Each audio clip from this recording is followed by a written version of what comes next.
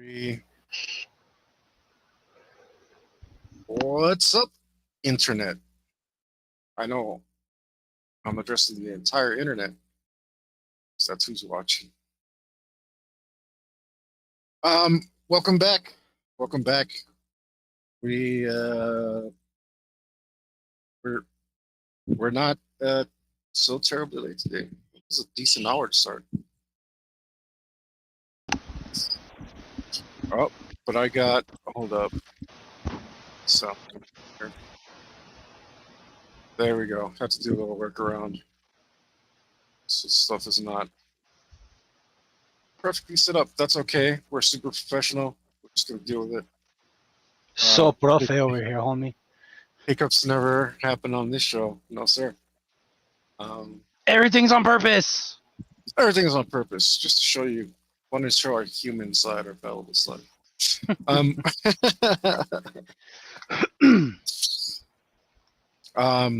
This is also the official protest to Predator Badlands. Make them change the graphics on that stupid-looking Predator. It's a real Predator. I said we already have precedent for young Predators. It's not okay to change the shape of a skull. Put a weird widow's peak, a crab's peak. What is that? Crab head peak? I don't know what it is. It's not right. His face shouldn't be doing all that stuff either. All that squinting and squishy and look at me, Mo. Predator's a heartless monster, absolute killing machine. Lives only for the thrill of the hunt. He's not a whiny, squinty-eyed baby. Does baby stuff with his face. So make them change it, guys. Get on it. Get out there. Mobilize. Remember to be civil. We're not animals. We're not monsters like the Predator is. We want our monsters to be monsters and our humans to be humans. But like I said, if there's a little shoving, well, just a little bit, a tiny bit. Don't go all Black Friday on it. But a little, little shove. People happen to fall down. It's okay, but nobody should be stepped on. Pick a guy up, like mosh pit rules, right? Yeah, mosh pit rules. Guy up. Just pick him up and shove him back down again. Yeah. That's perfect. Last week was the introduction of Anvil. Because, of course, the rest in Hunter Heaven, Hawk didn't make it. Which is usual, which is normal in this campaign. Yeah. And we're actually surprised he made it quite that far. But oh yeah. So probably expect a few more characters. Be surprised. Not everybody likes putting this much work into a character. Just I don't. It's hard to get attached to your characters, but if you do try this kind of really brutal campaign, know that there's a light at the end of the tunnel, and when your character actually makes it a really long time, does something impressive, you really feel like you earned it. And Billy's an advanced player. Been doing it a long time. We've been playing together a long time, so we enjoy this kind of more advanced stuff. Wouldn't recommend it for starters. My graveyard is vast. I am the keeper of many dead characters. Wouldn't recommend it for your entry-level player. Probably take it a little easier on them. Definitely don't try this campaign if you're new at this, because, yeah.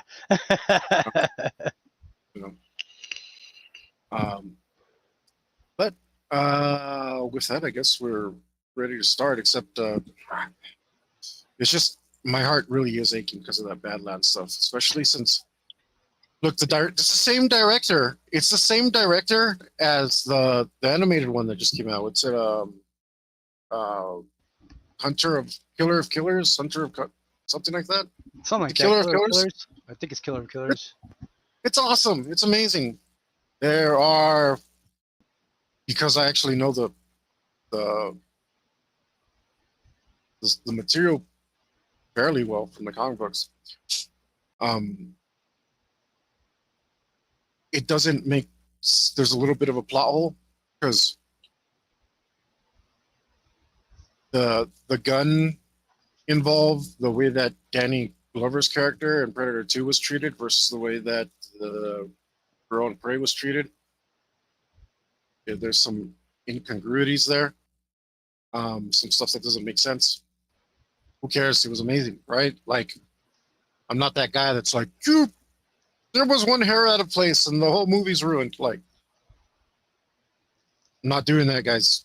This is really seriously bad. Like, you might not understand, but Predator's a monster. It's not a doesn't have muscles here. He's got a crab head. Doesn't have a widow's peak on the top of his crab dome.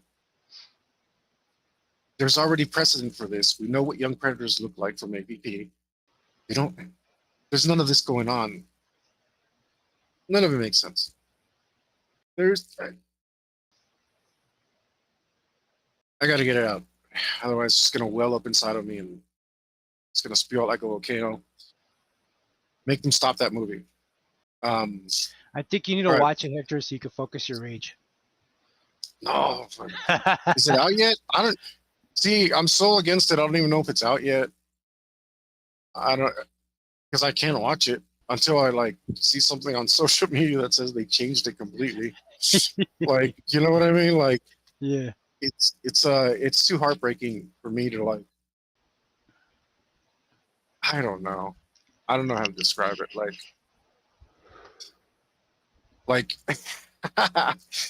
imagine like you grow up your whole life and you're like, oh man, I wish dad was around more, and then you find out it's because he had another family and he took care of them, and you got crap, and you got like an older brother who went to college and is super successful, and you're just like the poop kid. Like this is the same kind of feeling for me. Same level of betrayal. It is. It is. And it's the same director who did Prey, which was good. It's the same director who did Killer of Killers. It's amazing. What is he thinking? What if He's we're in missing charge of something? this. What if it's something dumb like, oh, the predator you see is actually like part human or some weird shit, you know? Then he's an abomination and needs to be slayed. Genetic Maybe that's the modification. movie plot. Oh, I seriously doubt it. I'm kind of hoping that's the explanation for it. Abominations are frowned upon. You can't genetically modify yourself. Because then there's no game, there's no hunt. Just he's the most powerful thing ever.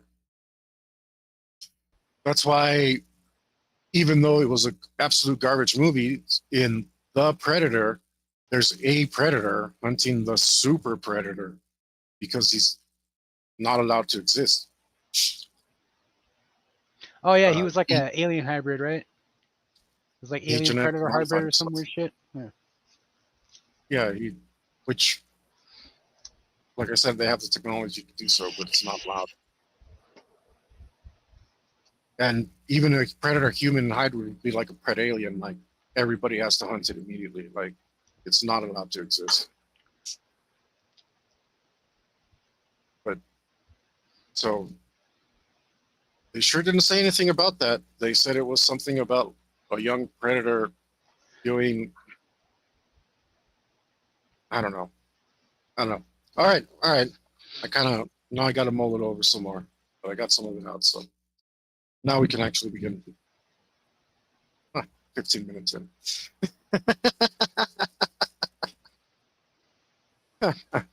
But we take it easy on this campaign. If you go watch my other campaigns, go watch Preternatural Season 1. You'll see it's like balls to the wall nonstop. Just go, go, go. And I also don't recommend you do that. New players. Not unless you want Uh, your friends to hate you. yeah, Get some experience under your belt before you try some preternatural stuff. yeah, don't do that. The material's fine. The whole speed dating role playing thing. Don't do that. Speed dating role playing sounds sexy. Right? Yeah, that wasn't intentional. But I think I'd probably actually do that if it were real. All right. All right. All right. So, uh, like I said, we had Anvil's introduction last week. And this week will be his first hunt as a blooded predator. Uh, you quickly find the boredom of ship life, and you see being the new kid on the block. Yo, Narcosis, what's up? Thanks for joining us. We're doing uh, some of the AVP campaign.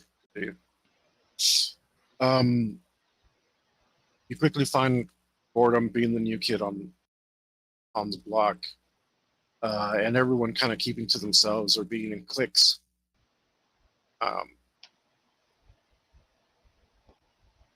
Trying to find your way to fit in or fight the boredom, and risking, of course, starting a fight because all this testosterone or whatever you want to call it coming around.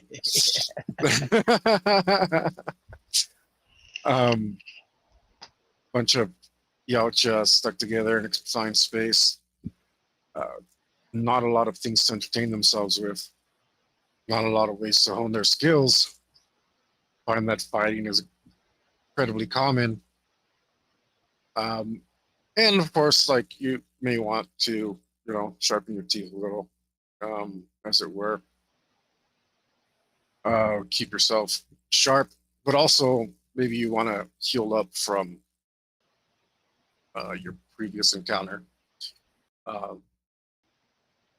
Rub some unnecessary fluorescent ointment on your skin to try and recover from your acid burns and such,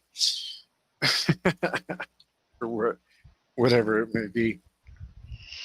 And you start to get into the rhythm of the ship.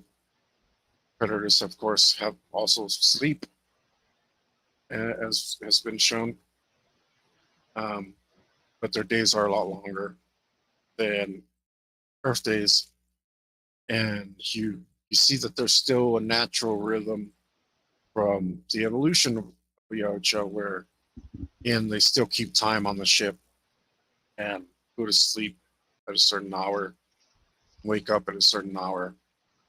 And while not everybody abides by those constraints exactly, you see that there's a natural kind of cycle to it.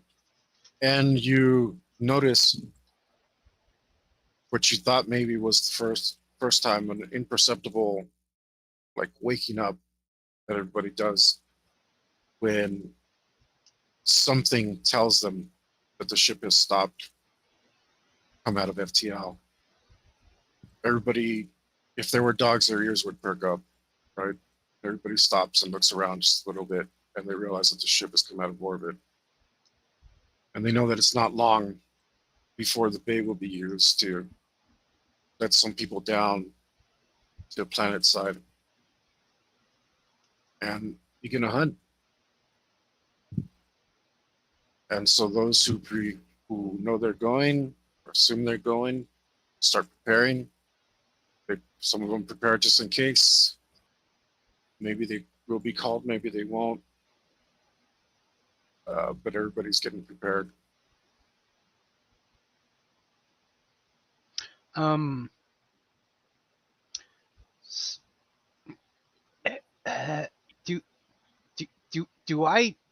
am I aware to go to the common area? Since I'm like brand new on the ship? Or you wouldn't stay in your bunk the entire time. As a matter of fact, your roommates wouldn't stay in their bunk. It'd be all four of you stuck together and probably hate each other very quickly. Yeah, I'm gonna kind of walk around and see what's going on. So you'd be well aware of the common area. Okay. Yeah. Yeah, I'm gonna go walking around. Because I mean, like, this character hasn't been on a hunting ship before, right? So I wouldn't really know, like, oh, the ship stopped. I should go to the common area and see what the hell's going on, right? Here you were on this ship before your first son, and kind of the same thing happened. Oh, okay. All right. No, yeah, I go to the common area. I put on pants and I go to the common area. No pants. There's no pants. I button my loincloth and I go to the common area.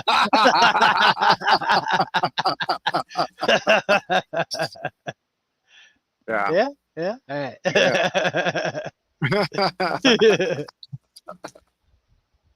Predators don't wear pants. They don't like pants. Okay. I had a sneaking suspicion that pants gay all along. So What? I wear. What?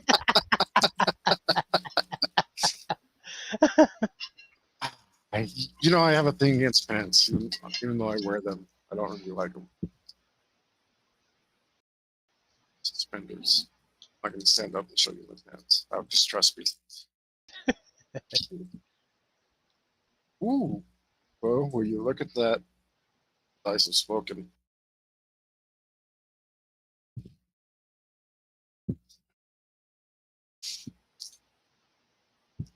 It's prepared.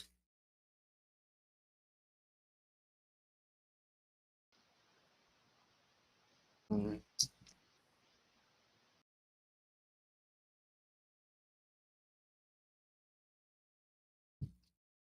Gonna have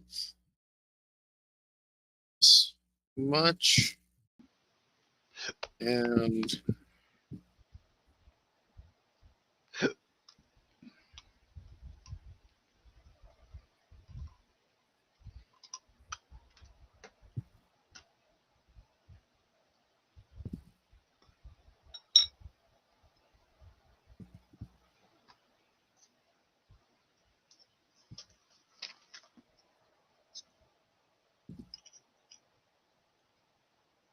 and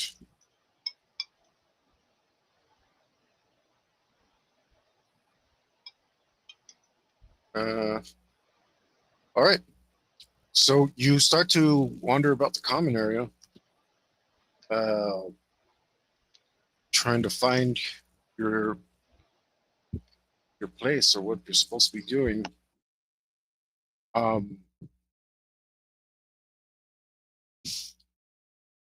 Now, just as you get a notification, let's say you're wearing your wrist console, that says you should be reporting to the bay for your hunt. Someone approaches you, says, "Not today, new blood. I'm going on the hunt."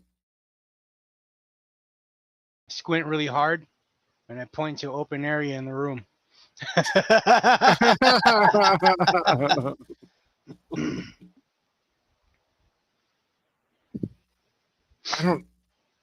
Predators can't squint. Only open and close their eyes. They express emotion. Well, okay, yeah, I can't with squint, their but I can open and mandibles. close. So, okay, I half close my eyes and I point to an open space in the room. Not squint, but like. Predators express emotion with their mandibles. All right, I go. When I point. That's I mean, this is the point I was making about that Silly Badlands movie. Like, they're alien, not supposed to have human emotions. Mhm. All right, back to it. Because otherwise, I'm just going to go on for another 15 minutes. Um, well, good. He walks there and squares up. Uh, what is your action? And Let me see. You said unarmed +3. So that'll put me at a 9, but I'm gonna power attack, putting me at an 8, and I will attempt to steal initiative. sounds good. I rolled 3, Very good. Have at it. and there's no damage modifiers for unarmed, right? You change that. There should be a damage modifier. What is it like? -2 ranks or something? Might be, yeah. You want me to look it up? Yes, please. Okay. Putting this from this.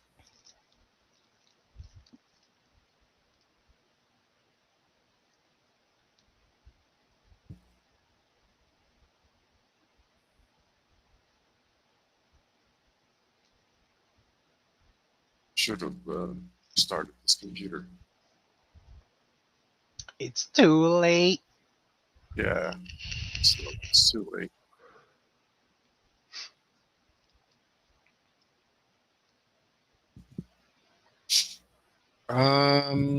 Damage -1. Okay. So -1 on the power attacking, so it's still 14. Okay. All right. Here we go. Also, Yuli, did you know you could buy a specialization in unarmed? To get rid of that negative. No. To give yourself a bonus to binding, disarming, or arresting. Good to know. What is it? What is the bonus called? Nimble fingers. Oh, it's called specialization in binding, disarming, or arresting. I got 23 attack. 23 attack. Holy moly, that Sir. sounds pretty hot. Well, This that beats my 20 defense. nice. Let me make sure of something here. This would be 13 because of sweet spot strike, odds and evens.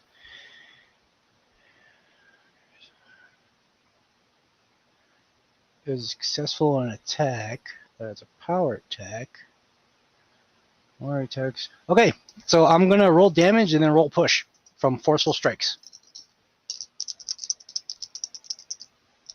Okay. Cool. Yeah, you power attack. That's right. Jesus. 24. Boom! 24. And now I'm 24 rolling. damage? Yes, sir. Now I'm rolling my push. All right, hold up.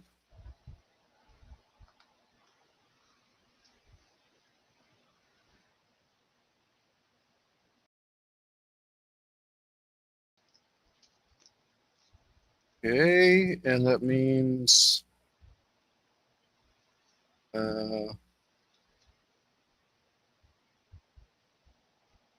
it's so much. Roll your push. 16. 16. I'll put my whole ass in the punch.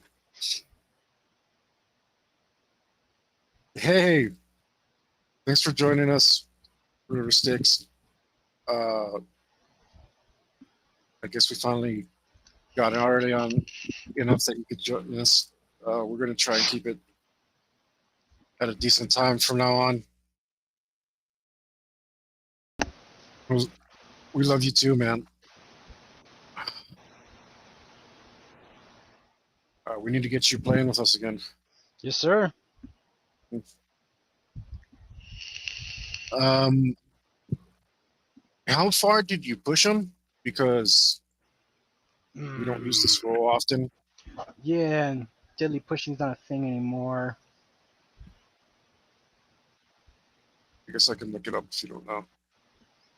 Not off the top of my head, but I would like to note it in my notes, so I'm gonna look it up with you. Oh, okay.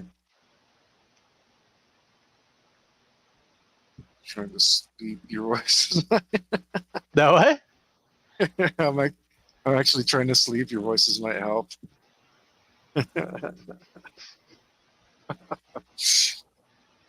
Yeah. Hopefully it's a comfort thing instead of like I'm incredibly boring. Uh, either way, glad to help.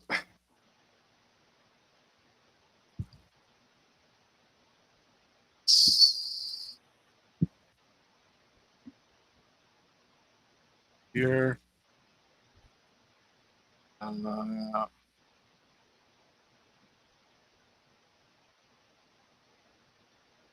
So this is an object following. Stay in place. Take a 3-foot step forward or away from the opponent. Use the rest of your movement this turn to move both you and your opponent. And you may further move that character be equal to the sum of your roll minus your opponent's roll divided by 2. So half of the difference. And if we keep the roll, it's only 1 foot. But it's a very impressive foot. As he squares up and cocks back, you lunge forward, catching him off guard, smacking him straight in the mandibles and spinning him around so that he's forced to completely take a step backwards. I mean, at this point, there's not really much else for him to do except try to attack back.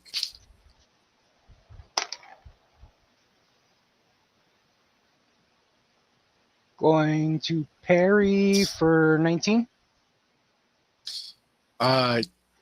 He sloppily swings his arm over, being completely dazed, and he's just completely out of measure. He whiffs pretty hard as he tries to get his stuff together. Was the parry successful? Yeah. I'm rolling push. You push on Forceful a parry? strike, baby. Check it out.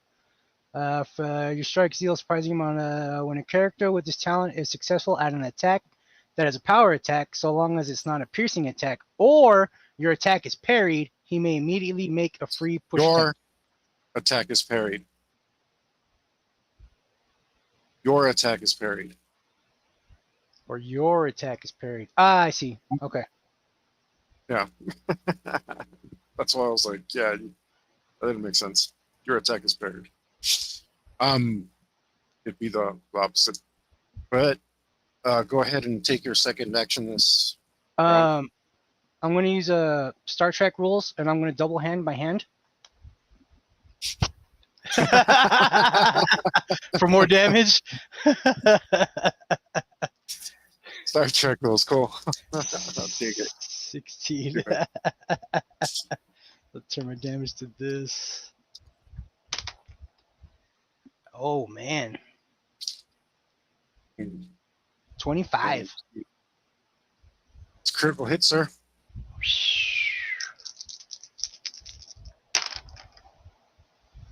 18. Over the top. Boom. All right, as he swings, completely missing, whiffing, you see your opportunity as his feet still haven't quite gotten under him correctly. And you know he's going to have too much time to adjust. You take advantage of the moment, gather your strength, and snap into it, bopping him on the head, putting him out. And Because 18 of all the push. guys who walk away instantly after this, that they were impressed. Because so try to interject a little culture every time to try to build a culture for this. They if they had stayed and gawked, it could have been disrespectful. If they and it's improper to show praise to another predator. It's just like putting yourself down. So in order to avoid all of that, you just walk away. But the silence is the most praise you could possibly get. Silence is a predator's. Uh-huh. Oh, it Nobody's was got anything to say about it. It was an 18 push, Hector, to add insult to injury. Well, I mean, you push them into the ground. Yeah, I just walk away. Mm-hmm. And you prepare for your hunt. Mm-hmm. So this.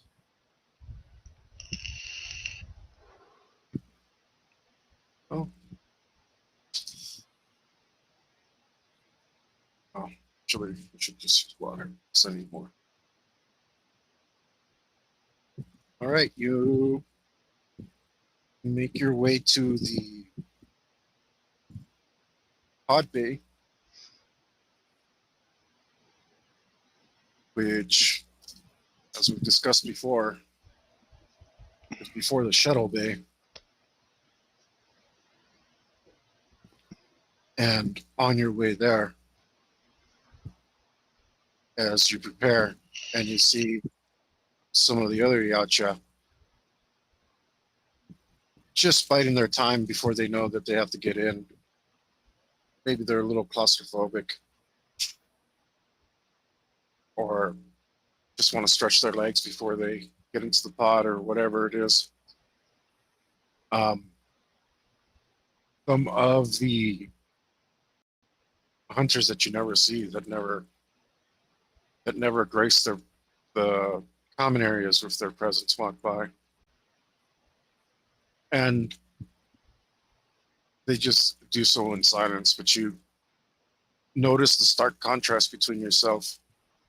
You feel kind of naked as you're not adorned with any trophies like they are. Of course, the more impressive a trophy you can wear,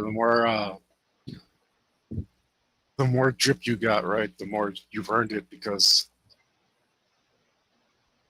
at any time somebody can call you out on it. But these guys don't seem to be afraid of that whatsoever.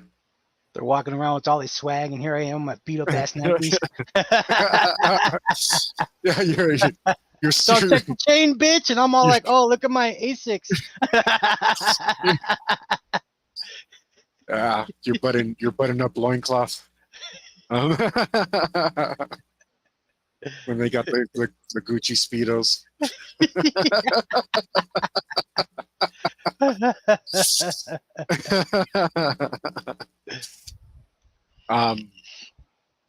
But of course, they walk by and pay you absolutely no mind, or any of the other hunters.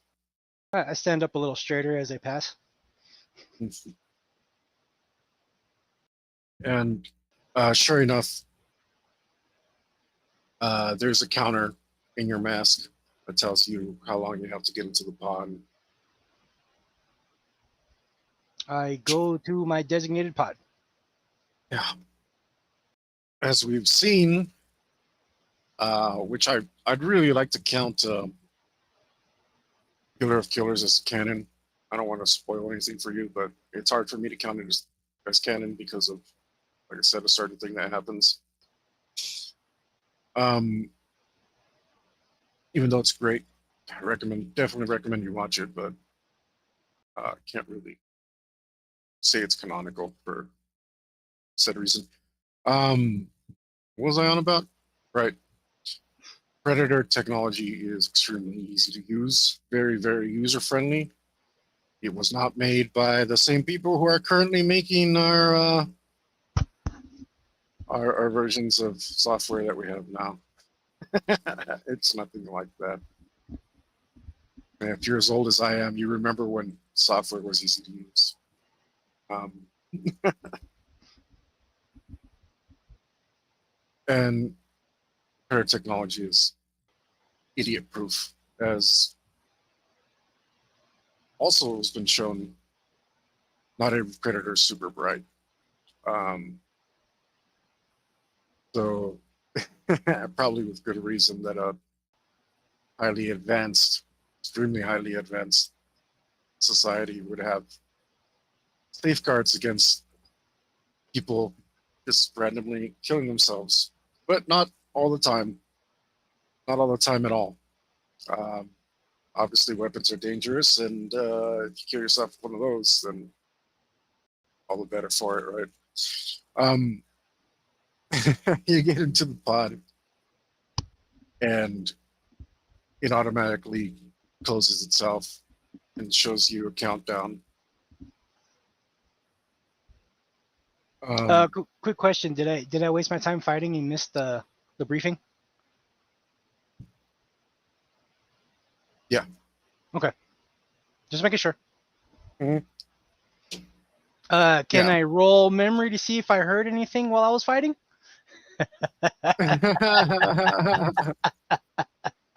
No, no. There's so there's a lot of stuff going on behind the scenes that I can't inform the character of, but Yeah.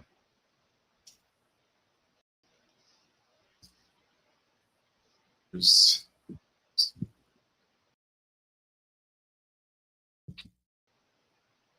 where did I put it? Thought it was here. It's like I'll put it here so that it's ready. And of course, when I look,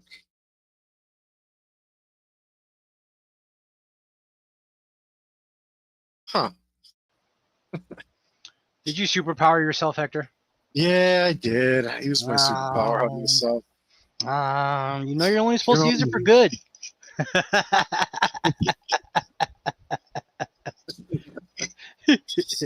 well, yeah, maybe it's right. Maybe it's right here, somewhere right here. It's like I'll make this permanent.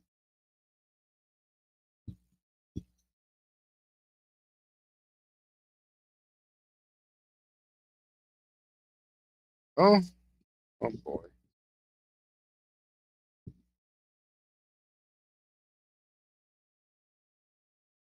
That shows me to try to be prepared. Like I'm gonna organize this. And... Your subconscious is like, I'll show you. You want this at arm's reach, bitch? Guess what? It's under you now. Figure that shit out. exactly what happened. Yeah, I was. Oh, all right. Now we'll just do it the old-fashioned way.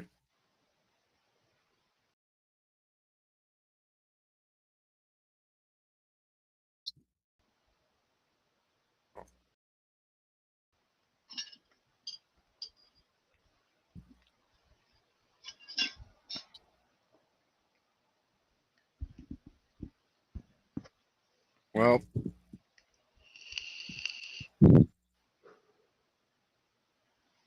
oh wait, I am. Maybe I put it here.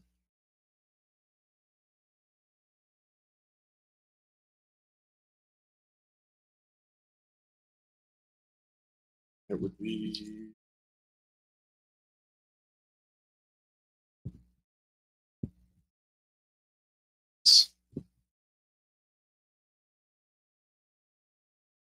This is super prepared, guys. Super professional. Never a hiccup around here. Smooth like butter, baby.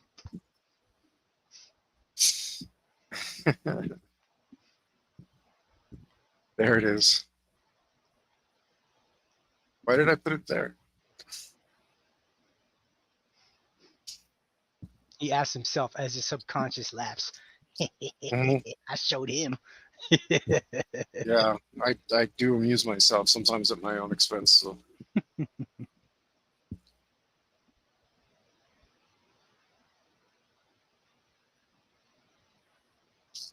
All right. Now that I have that,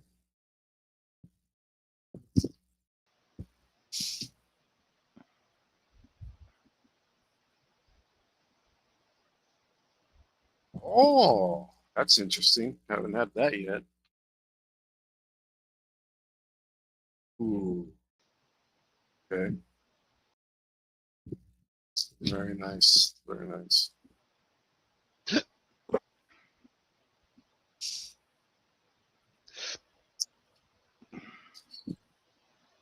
Okay. So you see inside of the pod a little display, and it has an indicator, uh, 3 dots over. There's 3 little red dots inside of a less red oblique shape, and the oblique shape seems to be covering a certain area of a sphere, and you can surmise that this is some sort of landing area within on the planet's surface. And apparently, by the orbit that you're in, this is somewhere inside of that oblique area is where you're going to land. Um, and the interface looks like it is like an interface, like you can manipulate it. Can I roll recon for ideal Yeah. landing? Sure.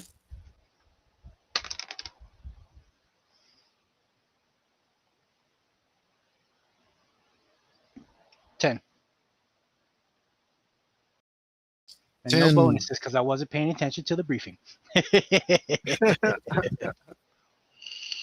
No, that's fine. But do you have like did you take a topography skill or something or I have geography, yeah jungle and yeah savannah. you want well but do you want to give do you have enough for a synergy point? Let me see. Ooh, no. Yeah, Just barely like not. geology or anything else? That's fine. I wouldn't worry about it. No, no, sir. It says as he plans your demise. That's every week. That's every week. That is every week.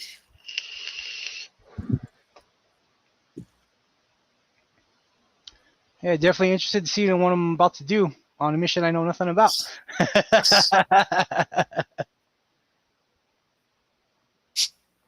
Well, honestly, your character doesn't even know that he's going to get a okay. But I don't know. You're a hunter. You tell me what's up. You land. You wait. So you interface with the thing? Yeah, I thought that's what the recon was for. Yeah. That's why I asked again to be sure because I wasn't clear. You interface with it and you try to Find an ideal landing area, maybe in areas that I have more expertise in. okay. You move the cursor out of the water onto a land. What the hell, dude? It's just showing ocean. I'm like, nah. Swipe it left. Swipe it left.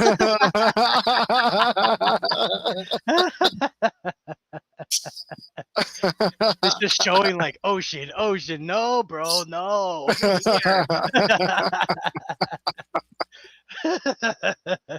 And just move your cursor around, and you find a nice landing spot. That would That have been looks hilarious, dry. though.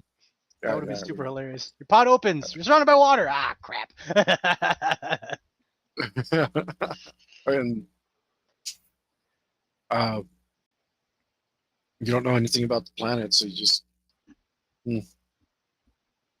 figure you'll go towards whatever you can and see how it goes. Which sometimes is what you have to do. Yeah. Well, When you go ahead. okay?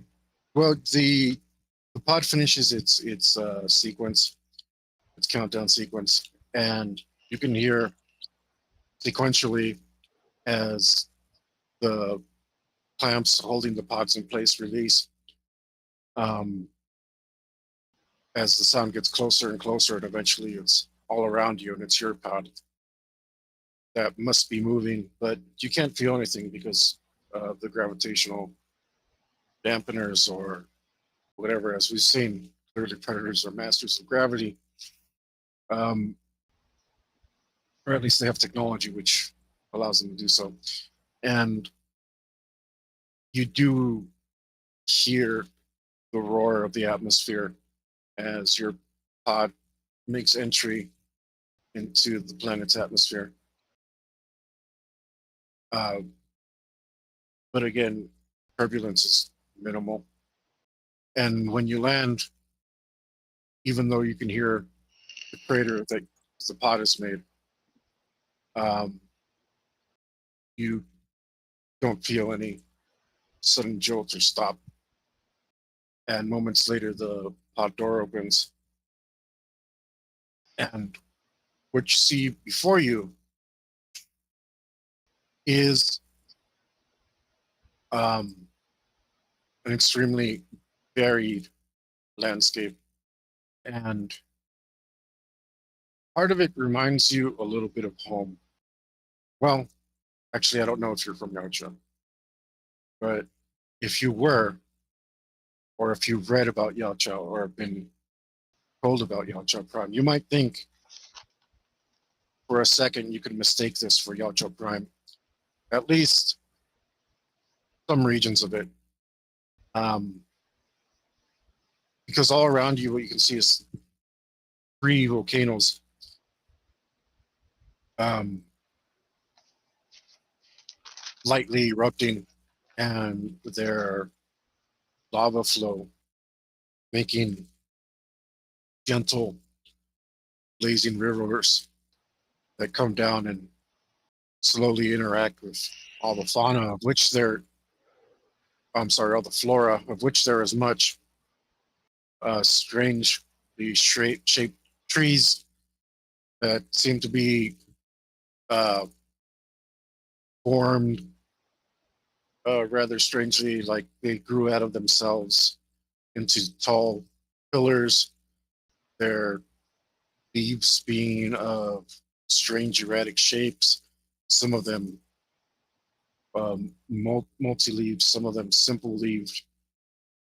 Um, they're very, very strange plants. Some of them could be mistaken for like the tail of a scorpion, or maybe uh, I don't know, something like a pineapple, but elongated and stretched out upwards.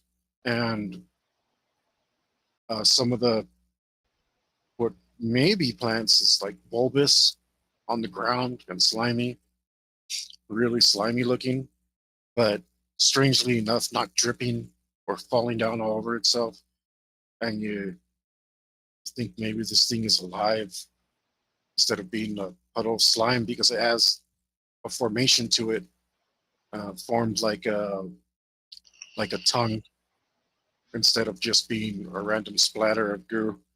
And there seems to be plenty of those around as well. And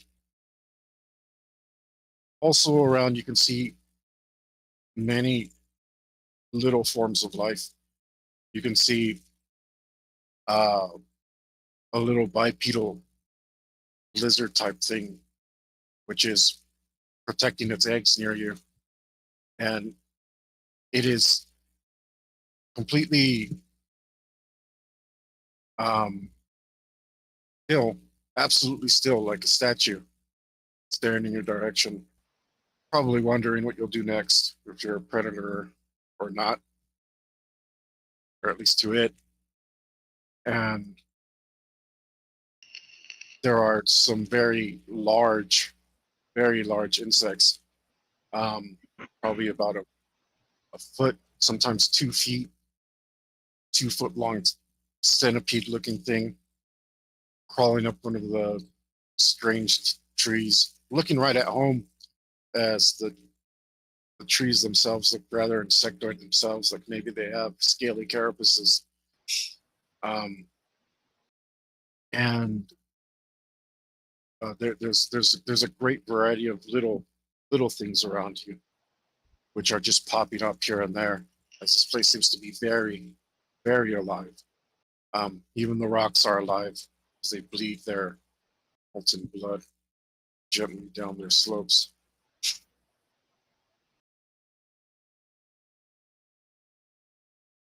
I'm going to cloak Mhm. and cycle vision modes. Let's see what gives me the clearest vision. And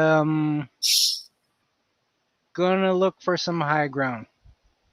Do some Sure, recon. sounds great.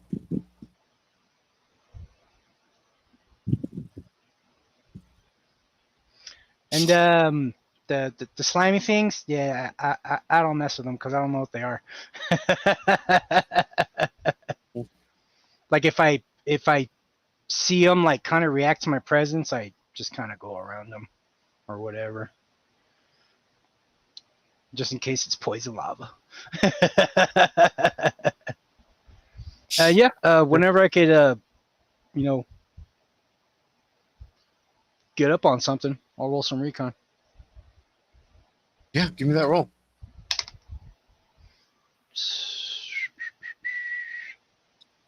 12. Yeah, you make your way up the sides of one of the volcanoes, and you can tell by the amount of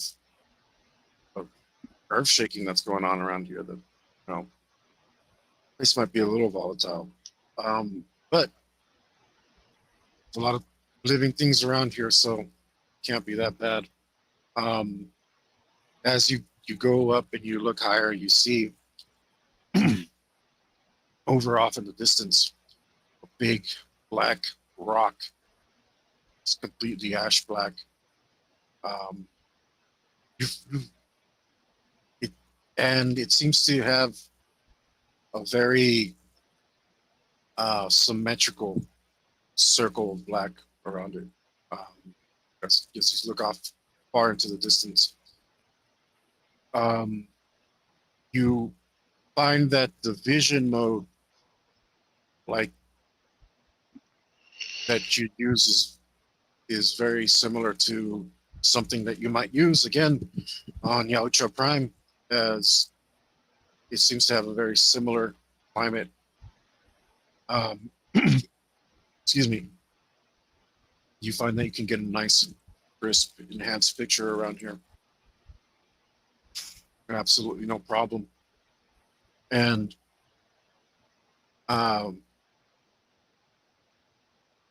Prey, however, is a different story.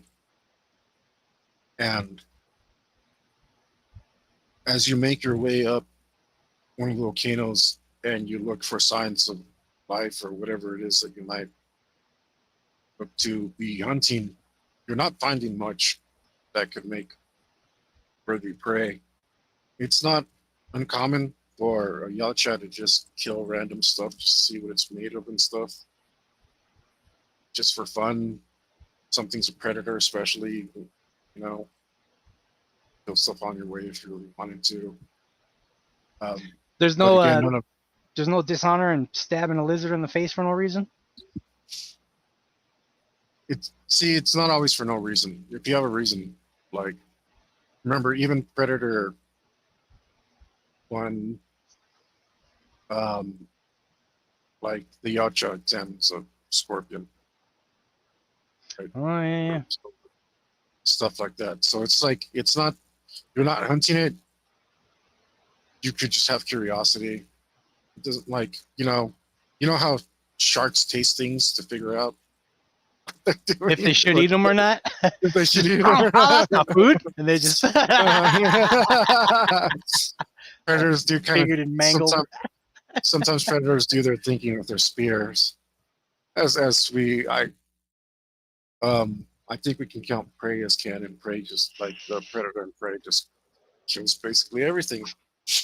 Everything that's a predator, like just for the heck of it.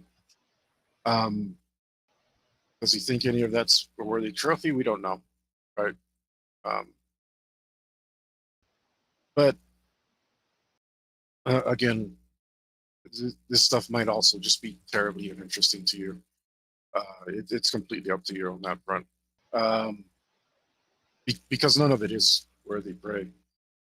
As you go up, and you spend quite some time to make your way up the volcano.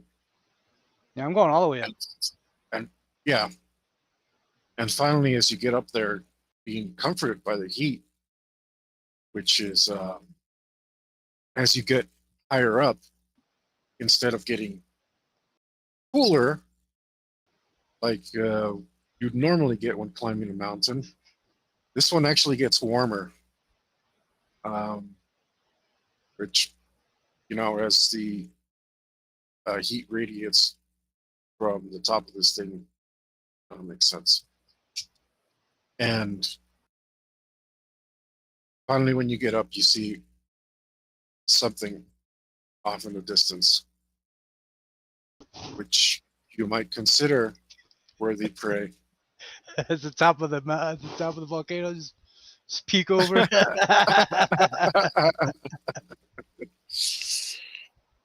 And it is far, far away. And you zoom in to get a better look. And you see, in fact, that this thing has something between a fish and an eel. Very, very big fish and an eel. And because you're going to have telemetrics, like how far you're zoomed in, so you have a general idea of how big the thing that you're looking at is. Mhm. This thing's probably about 9 feet long, this fish, right? And it's in the mouth of a billed creature with big, giant, leathery wings that is feeding it to a nest of creatures that look very much like it, but are much smaller.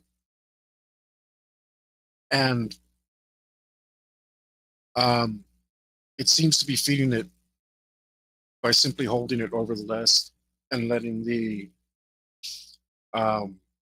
smaller creatures peck at it. And every once in a while, it squeezes it, and the fish eel thing drips blood down onto its young as they peck at it and drink of its blood and try to peck out meat from this fish thing. Yeah, the wingspan on this thing is probably 25 feet. Jeez. Uh-huh.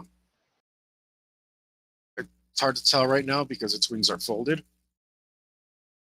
but it seems to be mostly wings. But it also looks like it has some rather powerful talons that it's using to hold on to the side of the volcano, and its beak looks really fierce. It's a long, sharp beak, obviously that it used for fishing. So this thing can fly, apparently. So you haven't seen an ocean. as far as you know.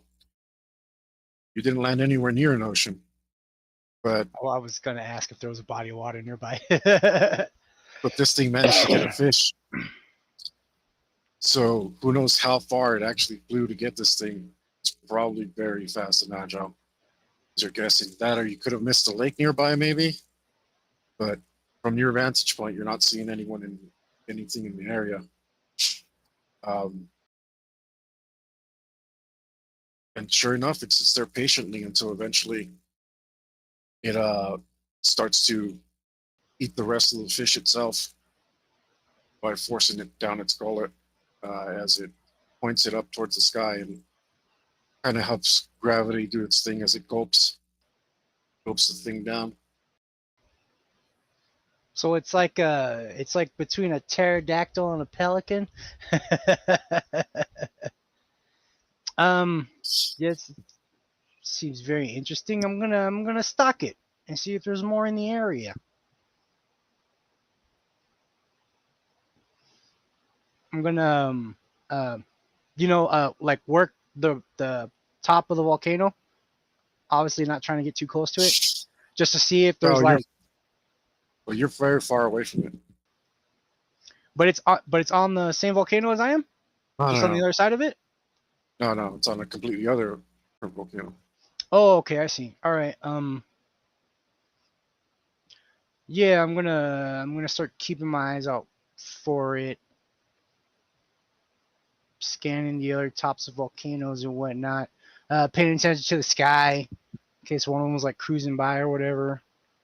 And yeah, gonna invest my time in this. Okay. Speaking of which,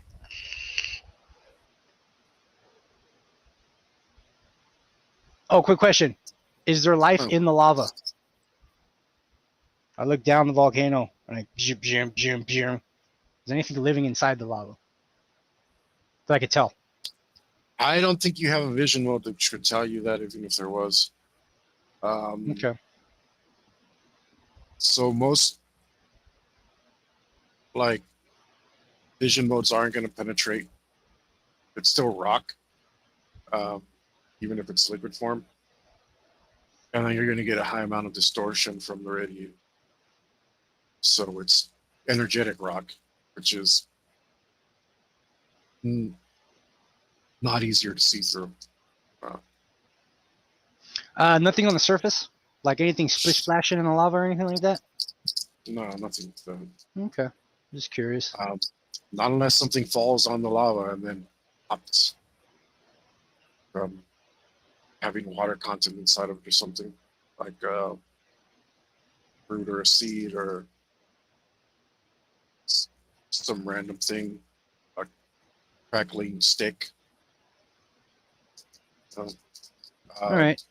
So, like if a tree falls on it, and it has water content inside, it'll crackle, boil, and bubble. But in and of itself, no.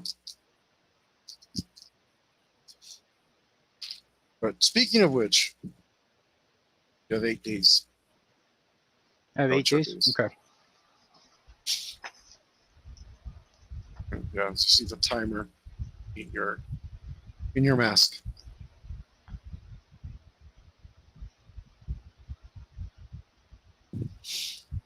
And from this better vantage point, what was up with the ashed round stone thing they described a little earlier? I don't know. If you're a geologist, you know right away, but Like I can't gather any more details from being higher up, like what it is or what it could be. no, you're not sure. You just know that this rock has like a perfect black circle around it somehow. All right.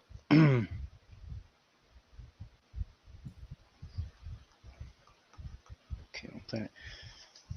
Yeah, I'm gonna keep my eyes to the skies. Use the vantage point to, kind of walk around on the top of the volcano I'm at, and just try to see if I can spot more of these birds and try to study more of the environment and whatnot.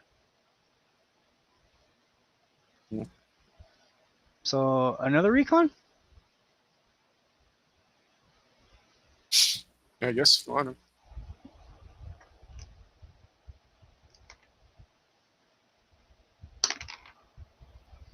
15.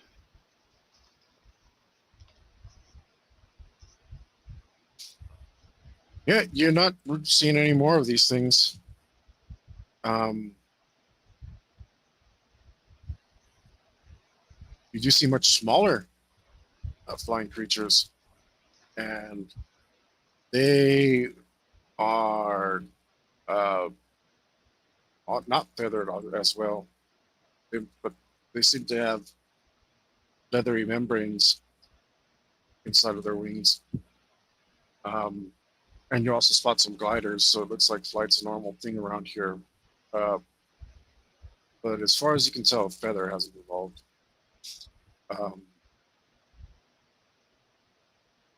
And like I said, the skies seem to be limited to just this one example that you've seen, and the much smaller ones, which are also hunters, and they seem to predate on very small things.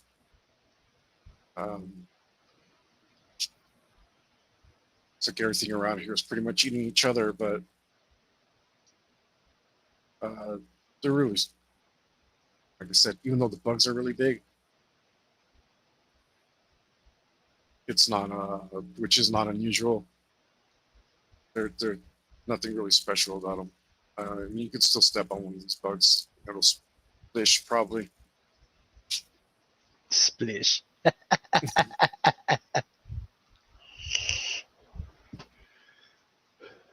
Okay, Splat and squish put together. It's a good word. no, I liked it.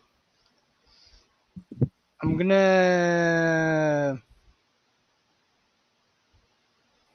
How many volcanoes can I see? It's the one I'm on, the one the bird's on, and then like another one?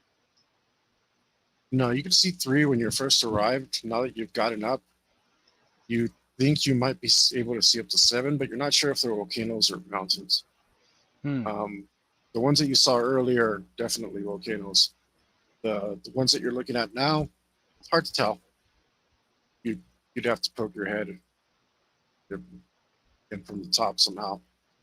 Because they, as you notice, the volcano that you're on isn't like perfectly domed over like the ones that you've seen. And not all of them necessarily have streams of lava coming from them, you know, like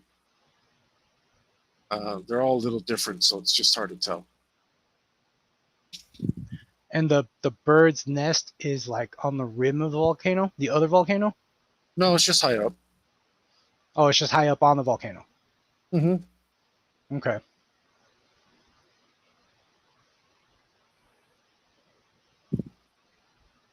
All right.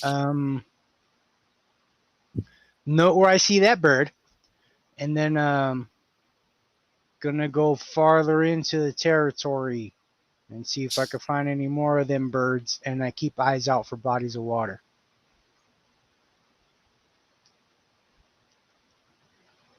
Okay. You recall, though, I told you don't remember landing near any bodies of water. And that remains true as far as you can tell. And from my first vantage point, I couldn't see any water, right? Mm-hmm. What about my second vantage point? On another volcano. No, nothing changes. All right. Yeah, I'm just gonna spend time trying to gather more information on this bird, best way to murder it, whatnot. You know, like if it leaves its nest, you know, I attempt to follow to see where it goes, stuff like that. I'm just gonna stalk it, just gather info, and obviously keep eyes out for other prey as well. But my focus is on this bird, and I'm constantly doing this just in case.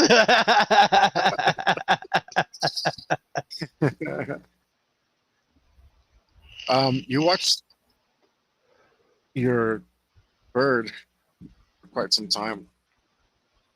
Um, and it doesn't seem to be doing much. Uh, it tucks its bill into its chest and holds its wings like somebody would hold their coat collar shut on a cold day. And its younglings are way more active, but they seem to be just doing a strange motion, just opening their mouths up to the air over and over, like the fish in that little game with the magnet. This fish spin around and you catch. You ever play that? I don't remember. There's a bunch of little fish and they come up and open their mouths and you have to dip the little fishing rod with the magnet in there. Well, I will. Yeah, I'll spend the whole day doing that, and then if I don't spot any more of those pelodactyls, I will start making my way to that one. okay. Well, you spend the whole day doing just that, and in fact, nightfall comes, and when it does, the surface of the planet doesn't become totally dark as the fires from the lava kind of have the effect that a nightlight would put on the entire surface of the at least the area you're in. Excuse me. Uh-huh. So, and they and of course the lava itself also has a iridescence, and you watch and you watch as the the Pelodactyl. pelodactyl, as you named it,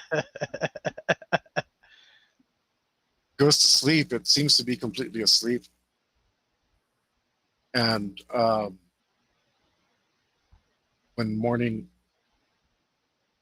finally comes, you see it rouse and start to stretch its wings.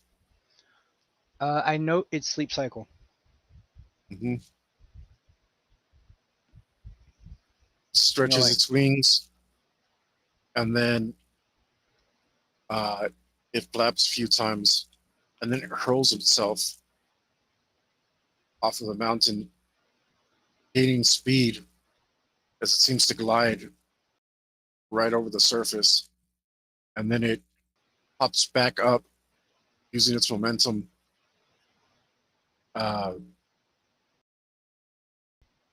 climbing into the air, and really, really start to pick up speed. And you can see that it's very, very fast, especially for a living thing. It might be going 100 miles an hour, and it just disappears off into the distance.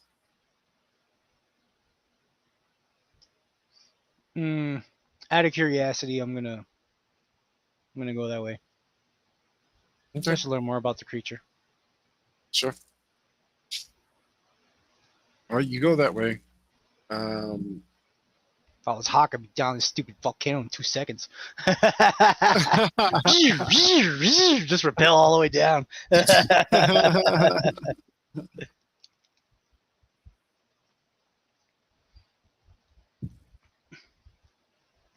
What was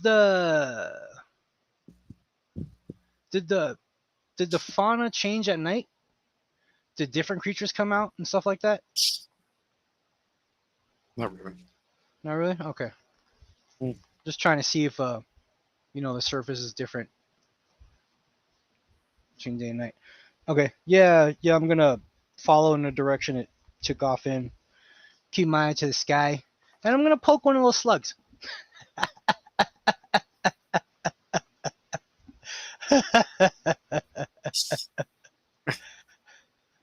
Like not hurt or anything, just kind of step back.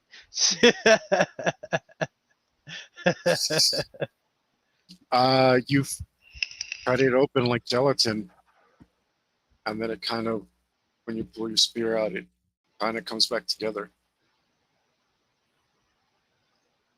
No extra wriggles. Mhm. Is the spear okay? Looks okay. No kind of weird residue or anything, or did any ooze stick to the blade or anything like that? Maybe a little. It looks wet. All right. Yeah. Continuing to Well, you head in that attempting direction. to track a 100-mile-an-hour bird on foot. You know, and you make your way in that direction. You find that, um, you're glad that you don't really need a compass because your mask kind of keeps you orientated. Is at least, probably doesn't, huh? No, Tell me, Hawk bro. used to have a thing. Hawk had a thing. You're just going in that direction. Yeah. Hawk I had think, geotag and stuff, but this guy can't. yeah, you're either gonna have to track or you're gonna have to roll survival. I'm gonna leave markings on the ground so I can find my way back. But I'll roll survival for you.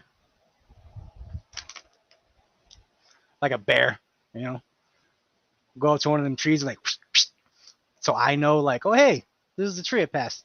So I can find my way back.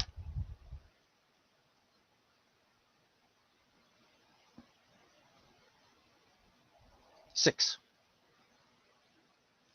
And I'm running because this thing's very fast. Okay. Cloak the whole time. Do you know how long you can actually run? Stamina 2.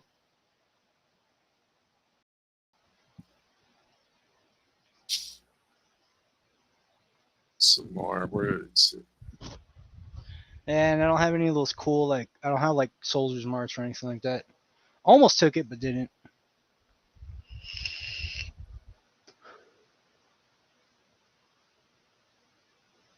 It's in here.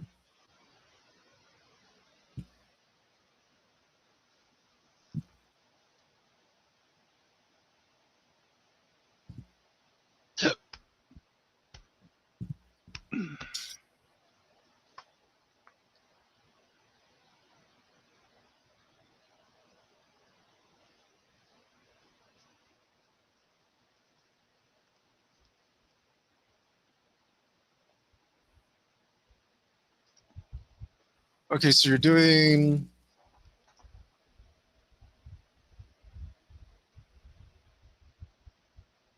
I don't know. You're doing a fast march over difficult terrain.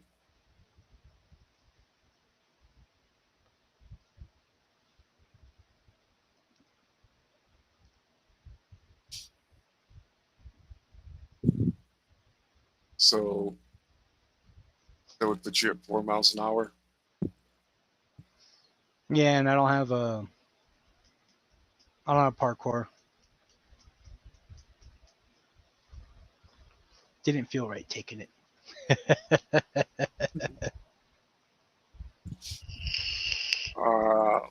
So you can do that for 4 hours.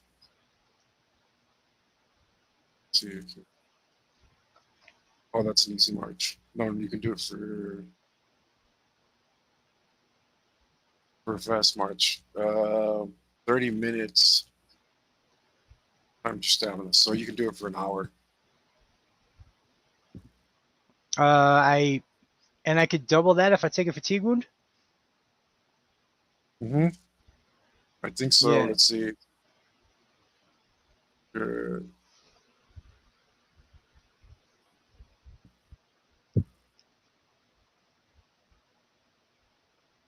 So, okay, March.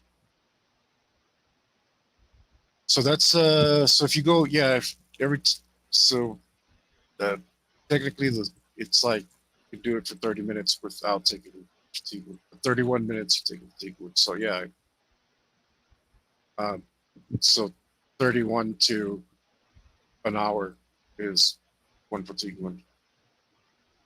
Okay, I'm gonna give myself 2 fatigue wounds, and then take a little break, and then repeat. Mhm.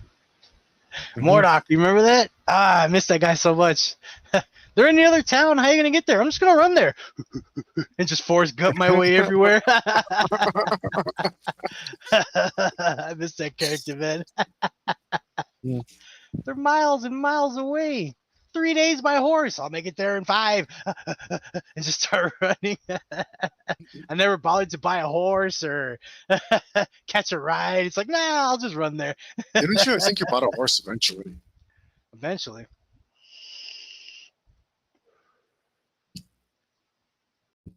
But yeah.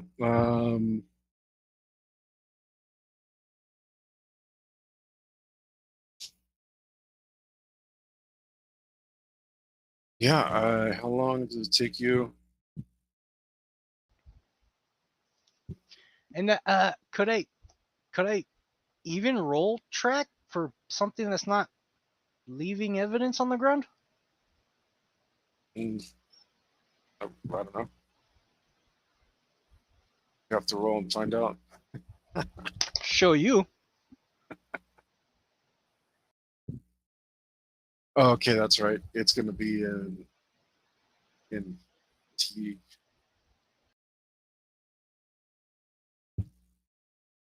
Huh. Do you remember how to recover fatigue wounds? Uh 10 minus your stamina, something like that, in minutes or something like that. No, it's all different. No, it's exactly because of this that it's all complicated now. It's the only way that makes sense. Verisimilitude's more important to me than having a fast and easy roll.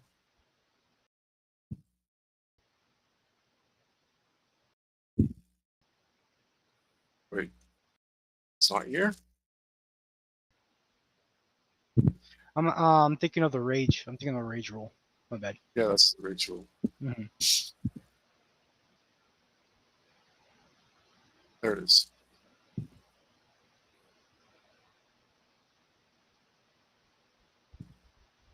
Go ahead. Did you say go ahead? No, this thing, I was talking to the computer.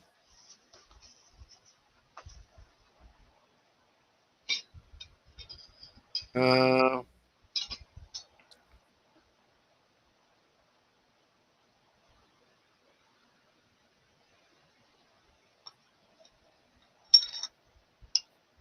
uh,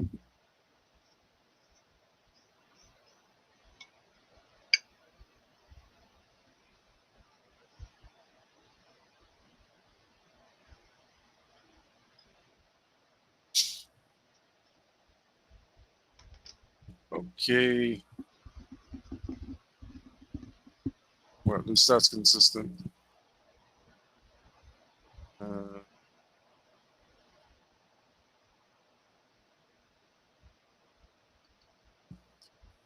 Uh, resting at a rate of 1 per hour. Should take you 2 hours to rest. Damn. Mm. All right. As I'm resting, just keep my eye on the sky in case I, in case I maybe catch it on its way back to the nest or something. Mm. And I rolled a 13 track, but yeah. Okay. I keep my eyes out for bird feet. Like, oh look, a really big chicken was here. Maybe it was the bird.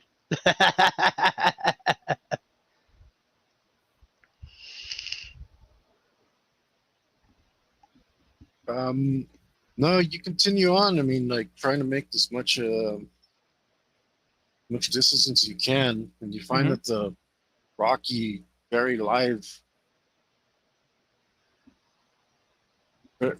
terrain is rather impeding on you, and it's not super easy to make any kind of distance, any kind of real distance. You're constantly having to hop up on something, hop down from something, go around something else. And you find that it's just like way more tiring than you're used to, even though you've done something like this, or probably, I don't know. Like I said, if you were from Yaocho Prime, which I don't know. Yeah, but maybe you weren't. Maybe the terrain where you're from is a lot easier, and it's just taking a toll on you, and you wonder how far you've gone. And what was your survival roll?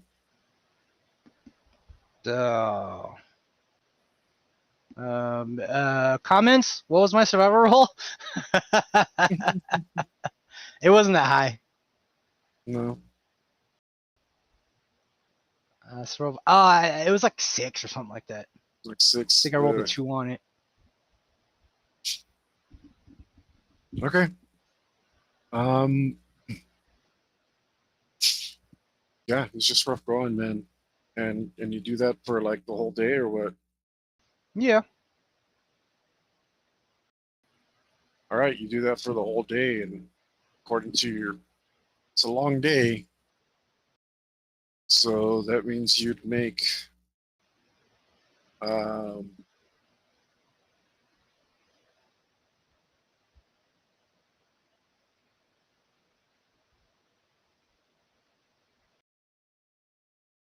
is this 8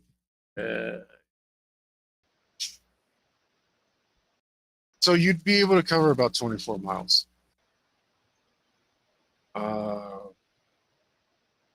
Give or take. And you know that you're basically an ant trying to outcrawl a falcon at this point. Like you've managed to go far enough that you can no longer see the place where you were originally at, and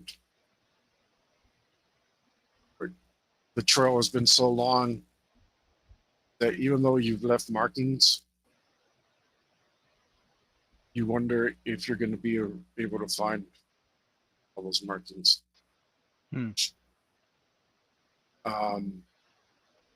And sure enough, because you rolled high enough on track, towards the end of the day, as the sun is setting, you see what you think might have been your bird, maybe, heading back in the other direction. Does it have food? Does it have something in its mouth as it's flying by? It'd be too hard to tell. Okay. Because he's super high up there. All right. Okay. Note. It left the nest all day.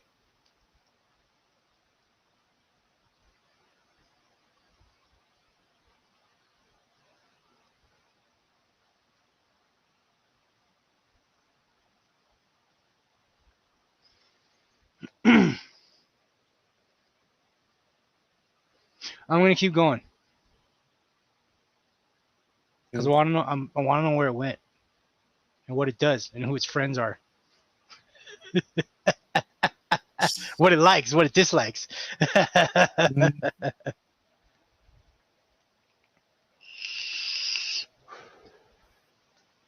Yeah, I mean, do you continue on into the night or something? Yeah, I got vision modes and stuff. I'm not gonna trip in the dark.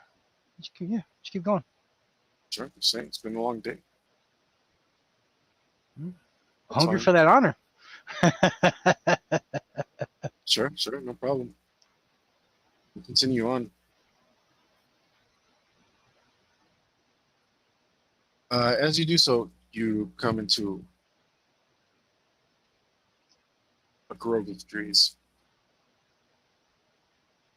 Like the rest, insectoid, scaly. Much more uniform, common looking, and not like actually uniform, but just more typical of a forest biome. It kind of contrasts a little bit because it looks like a far gentler kind of place. And it has tall grass all about the floor, which is not impossible, but looks a little out of place. Kind of like a oasis, sort of. Sort of.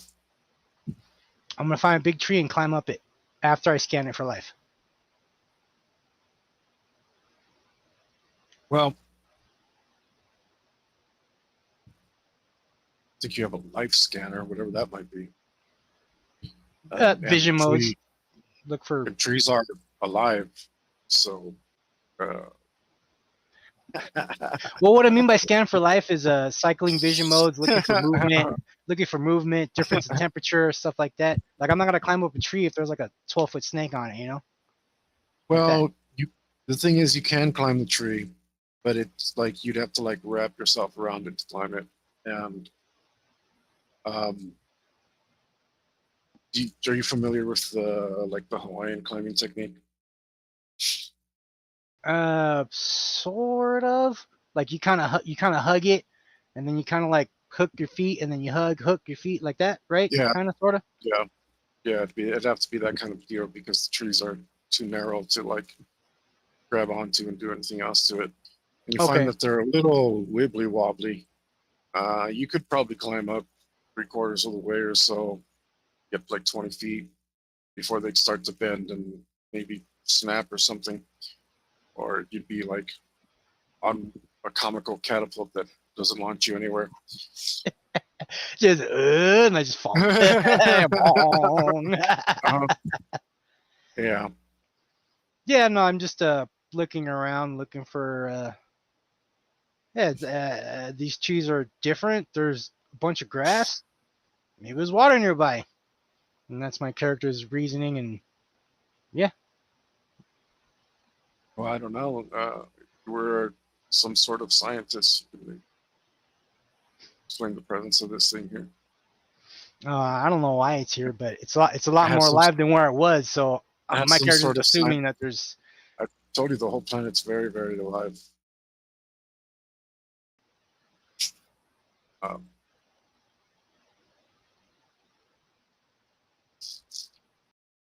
I investigate the forest. Sure.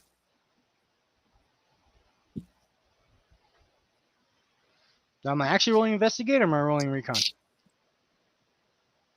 No, if you're investigating, you're all investigating. I don't know what you're investigating, but where's the water? It's the water. What'd you roll? 12. Yeah, you don't know.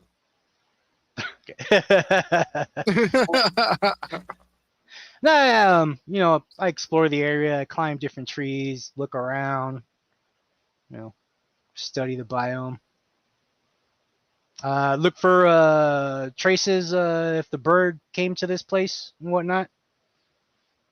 Look at scratches in the trees, chicken feet on the ground. No, but you roll some sort of sensory skill. Your choice. I'm gonna roll look. Okay.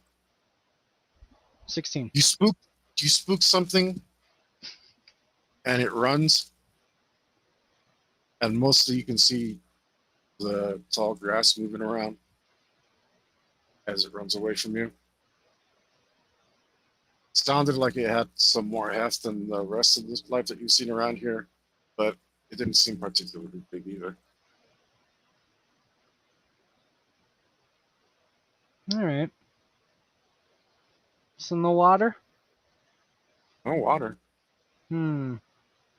Where did it get that damn fish?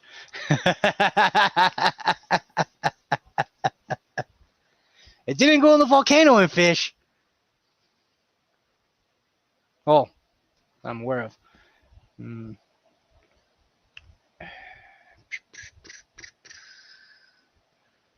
All right.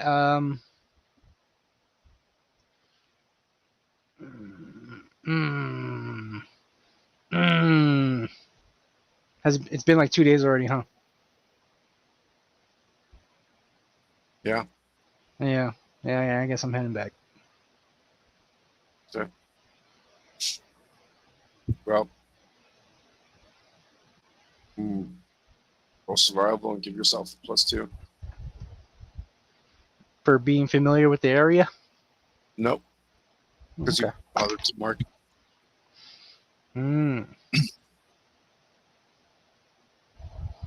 10. And there are times at which you think you are lost because everything looks very unfamiliar to you. Can I roll track on myself? That's what you just did. Okay, all right. That's why you gave yourself a +2, because you left tracks on purpose. But I had you roll survival and stuff because it's kind of what you did. Anyway, there are times in which you think you are lost, and you think maybe you skipped a mark here and there, or maybe you shouldn't have been so lazy and marked more things. There's one point where you think you should have marked absolutely everything, but eventually you find your way back and things start to look familiar again. And maybe you didn't take the exact same path back, but it was pretty close. You, in fact, manage to make your way back. Of course, you traveled all day and night, but because of your mask, you were able to discern these things and figure out that it's the same place. Otherwise, it would look completely different to you and you'd still be lost. But since visually that's kind of irrelevant for you, you're pretty certain you're back at the place where you're at. And your marks help you confirm that. But it is, but you did already spend 3 days. Yeah, I'm gonna start climbing the mountain where this bird lives. Obviously not up under it. And from the back, and then the top, and then I'm gonna go down at it eventually. Okay. I use max zoom, and I try to map out all like the footholds and whatnots. Like, all right, if I get close to this thing and it swings on me, okay, I can stand on that ledge and defend myself. All right, like don't step there because I'll fall off, stuff like that. Okay.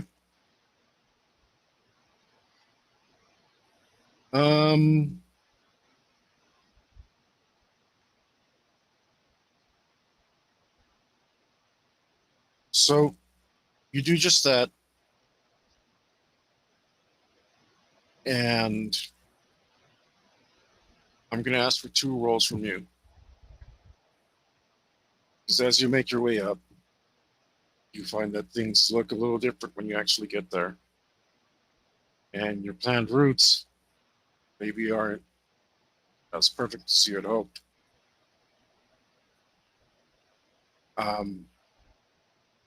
And you find that maybe you're not sure what it could be, but maybe your prey is a little bit more cunning than you had hoped, because it picked a inaccessible spot on purpose, which wouldn't be unheard of for a bird, right? Or something that flies. Yeah. They want a nest where they feel safe.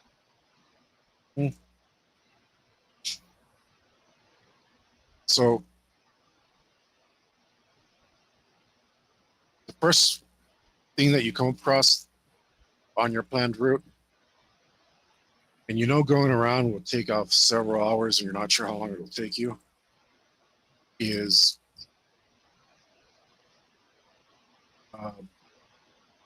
a 12-foot gap in the rocks, which lead down, and you could see the way that the rocks are broken. You can see straight down inside of the volcano. And there's a great amount of heat radiating from the hole. So you definitely wouldn't want to fall in there.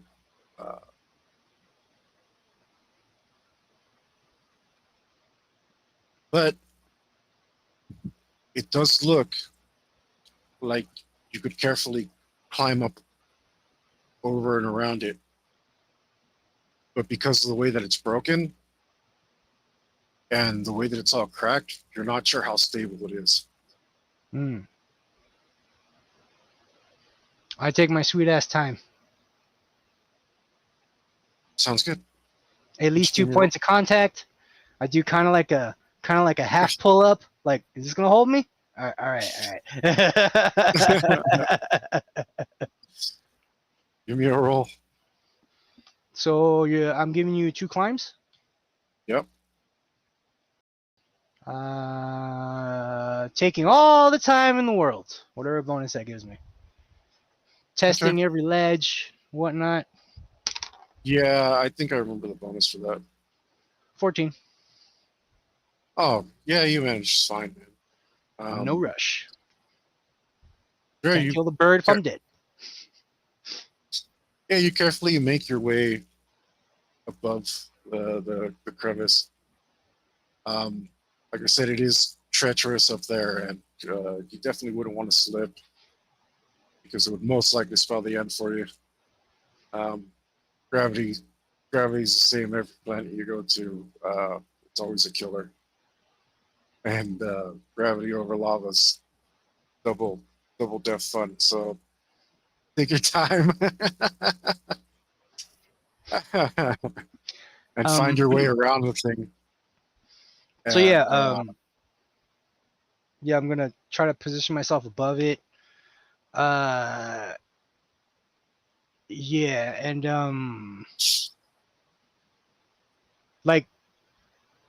like when I know, like if I'm at the top of a volcano and I'm at that point, like, all right, if I start climbing down here, it should be like around that area. When I get to that point, I'm gonna wait for when I know it's asleep to do so. So it doesn't hear me crawling down to it. Okay. Well, remember, you spent all day and night going out that way, and you spent all day and night coming back. So it's morning. Yeah, it's fine. So then I'll even be in better position because I'll have more time to position myself. Kind of doing this over the edge, like, all right, there it is. All right, okay, all right, and that'll give me a better vantage point for footholds and whatnot since I'm above it. All right. Well, eventually, as you continue on your path, you see again that concealed from your prior positions, where you're unable to see, a wedge cut out of the side of the mountain, again dipping down, even though the heat doesn't seem to be any less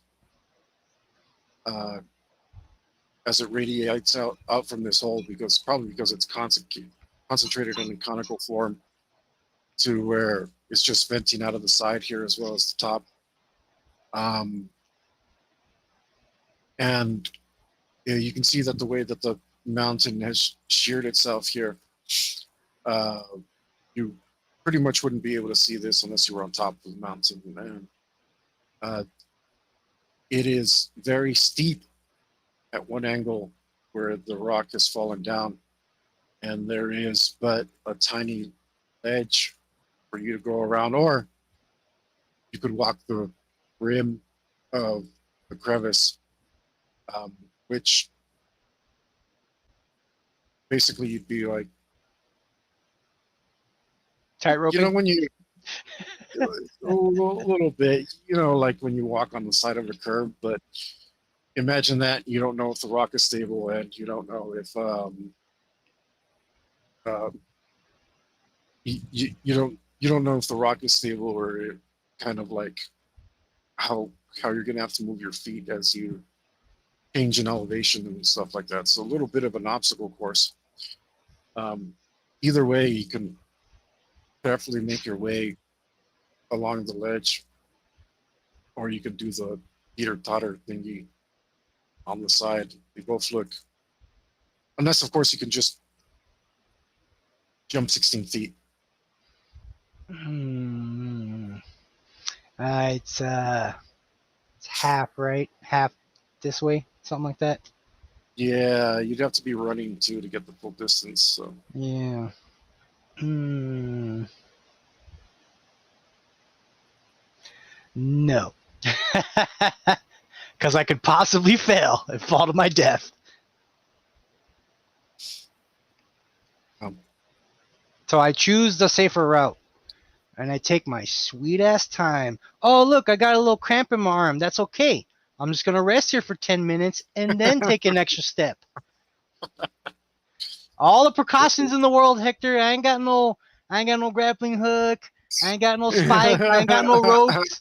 I'm free climbing. I take every precaution and I take all the time in the world to traverse. all right, give me a roll.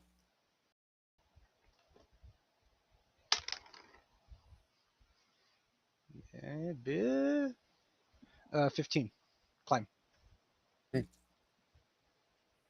Yeah, you managed to pull it off without a hitch, and eventually you find that the rest of your route is pretty good. You don't have any more big surprises, and you make your way up the mountain, and you start to work your way around. And when you work your way around, you see that below you, as you intended, although much farther down below you than you intended, because distances are hard to judge at these angles and distances, and changes in elevation and such. You see below you the nest, and you definitely probably experience, well, more experienced Yaocha would definitely see a lot of different nesting materials. This nesting's not an uncommon phenomenon that happens across the galaxy. When you get up here, you realize that the nest made of bone, Oh, fancy. which is kind of interesting. Um, and inside the nest, sure enough, you can still see the eggs. Eggs are also a phenomenon that's common across the galaxy. Um, the eggs, the egg shells broken still inside of the nest, as the and some sort of other materials, uh, organic materials, unidentifiable at this distance, even with zoom, um, which fill the nest, and the hungry little younglings, which constantly make their mouthing up at the sky, whether or not their mother is present.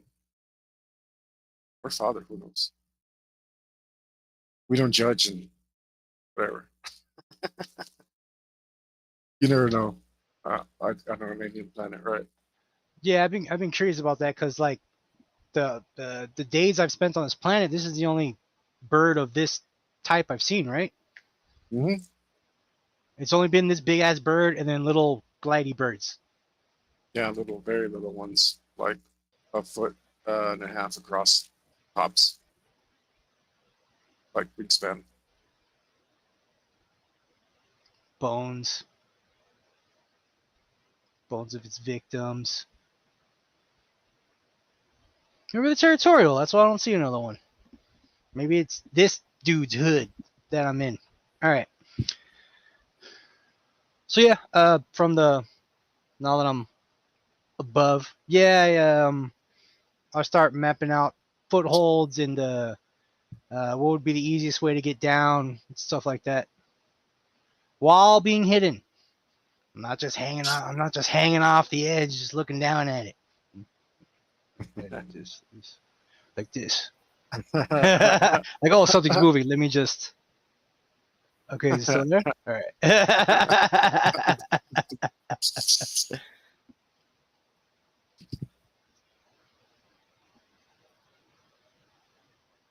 um, dice have spoken. As you do that,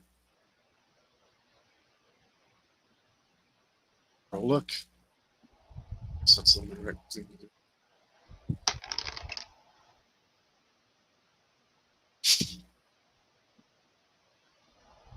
13.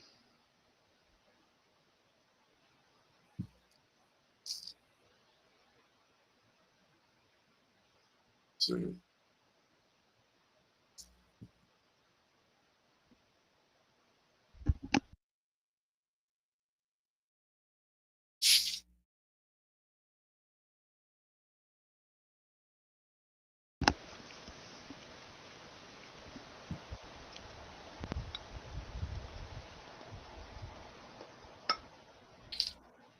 give me your hide roll.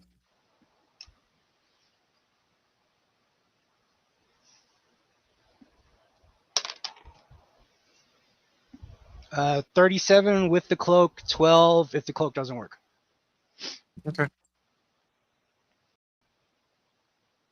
So,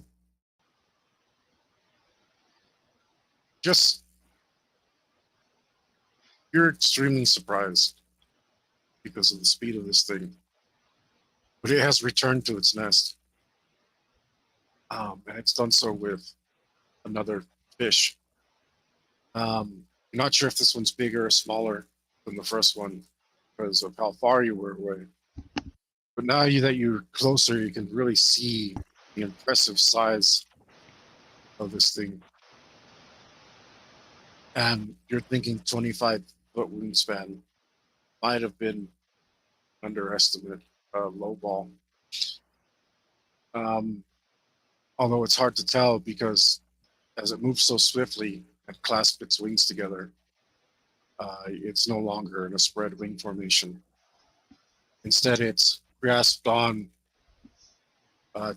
to its nest, crushing bone underneath it. As it does so, securely anchoring itself to the side of the volcano. And it stops just for a second to look around before lowering its head to feed its younglings.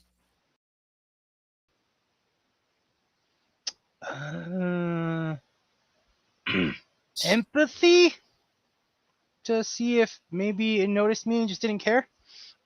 I need to know these things. Sure, roll empathy on the alien bird on an alien planet. Yes, I Crazy will. alien. Hey, I'm an alien too, Hector. As These people's people am too. aliens twos. These people No, too. it's only a 4. Or no. There's I no was way to looking to tell. see like if maybe like it was like the hell, whatever. Like like to see if it took notice on my presence or not. That's what I was looking for. But we're gonna go with I don't know. Yeah. Okay. Whatever the I closest feeding to wins. yeah, if I feel like I'm in a good position, I just wait for it to go to sleep. Okay. And how far down is it? Like if I can, if my character can math in his head, like, oh man, it's gonna take me like 20 minutes to climb down there, like that. Trying to It might take you judge 2 minutes. About 70 feet. 70 feet down. I don't have 70. that. 70, yeah. Yeah, okay. So at my slowest, stealthiest crawl, what can I kind of imagine it'll take me to get, at least, 5-10 feet above it, to get 60 feet down the mountain at an extra slow crawl. Yeah. So your speed is reduced when you're climbing, right? It's like Yeah. very slow speed. And then you're being stealthy. Like, it'll probably take you 2.5 Forever. hours. Okay, and from my previous note, how long did this thing sleep? It's All night. basically slept all night, right? Yeah, it's perfect. I'll have all night. It's like cautiously, carefully avoiding dropping pebbles down on it. Climb down there. as in I'm climbing down. I was like, oh, there's a rock here. Screw that. Get out of here. You're gonna ruin stuff.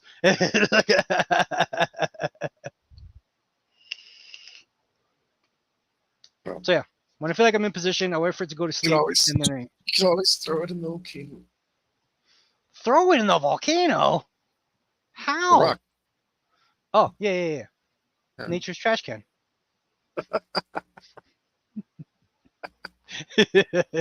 Welcome to beautiful Hawaii. Yeah. Nature's trash can. Import us your trash. We'll put it in the trash disposal.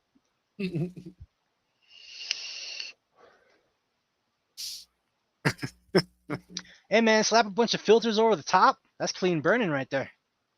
Throw everything in it. I don't know. We'll talk about that later. Okay. So because I'm not going to make your rolls 165 times, whatever it is. Right? Because it'd be like 70 times 2 or 3 at least. At the rate that you're moving. What is the lowest that you can roll? The lowest I could roll and climb is 11. No, how about balance? The lowest I can roll and balance is 8. But I'm giving 8. myself the plus. But I'm giving myself the +5. So it'd be 13 because I'm going as slow as possible. Okay.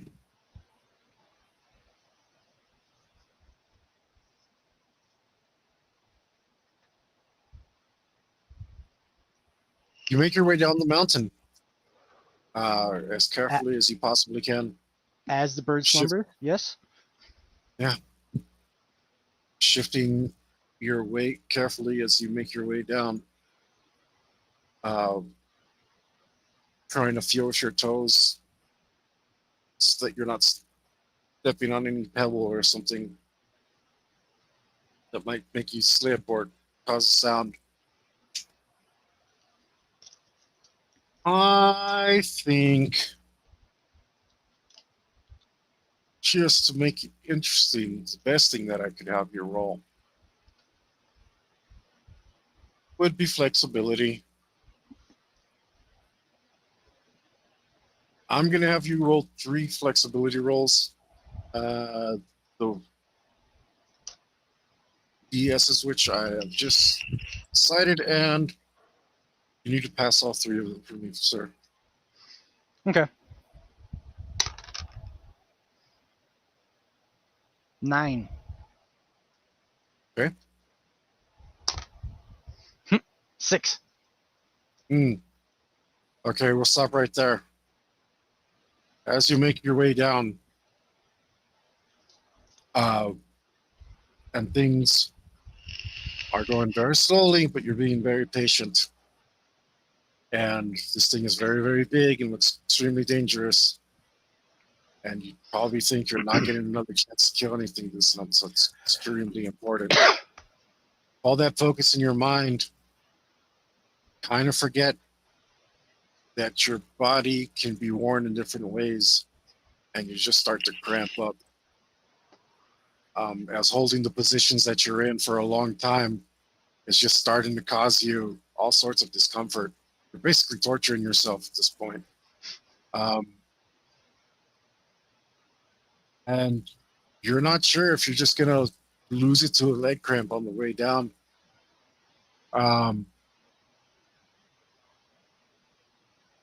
So if you wish to continue, you may. I did say that I was studying the pattern from above, looking for ledges and stuff. So I'll try to work my way there so I could rest and then continue. Okay. Any sort of little foothold where I could kind of just like lean up against the mountain, like on my tippy toes or something, and kind of rest and then keep going. You know? Yeah. So I let you roll flexibility because it's health based, and if you were like a very limber person, like you wouldn't suffer from this so much because you'd be used to it, like yoga stuff. You know what I mean? Mm-hmm. And you're I mean, you can, at this point, you're going to need a survival roll to do that. Okay. Yeah, that's why I wanted to study from above, like in case I had to like fight it. I wanted to have some sort of foothold to do so. Yeah. Survival of 11. Oh, good. Well, your plan, preparedness, what's the thing about like Prep? Oh. prep work Battle plan? makes the prep Dream work? I work? don't know. Prep work makes the pudding. I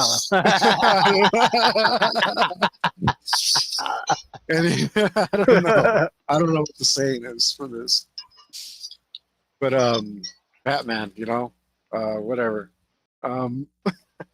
Prep work makes the Batman. Yes, I agree. Yeah, you're able to find a place to relax for a while and get the tension off of those muscles, and quietly rest. You still have one more roll to make as you head back down and after you feel rested. But bam, 15 flexibility. Oh, there you go. Twist the ankle. There we go. Right, you find the rest of the journey down go easy. You benefit from your rest and you make it. The nest is like protruding from the mountain, right? Or is it kind of in the mountain? Like how much of the nest is like stuck out when I was looking at it from above? So, what's the word for this? The side of a mountain that you're on is very, very steep. And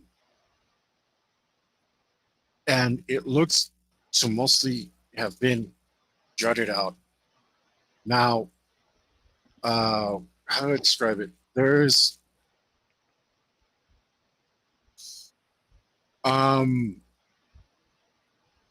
okay, so imagine you grabbed a bunch of hexagonal pencils, right? Like regular number 2 pencils. Mm-hmm. They're hexagonal. You grab a bunch of them in your hand, and they're all at different lengths. And they kind of just like have platforms all the way up, but none of them are connected, and they're very steep and sheer up the sides.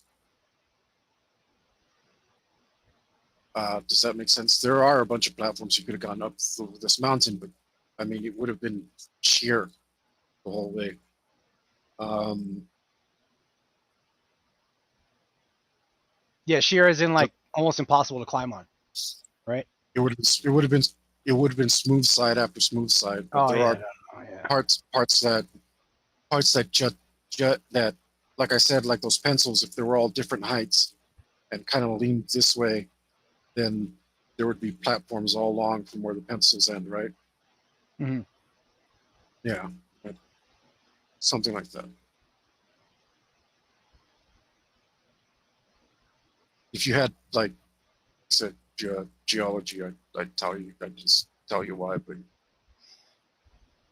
don't think your character knows or cares why rocks do what they do. So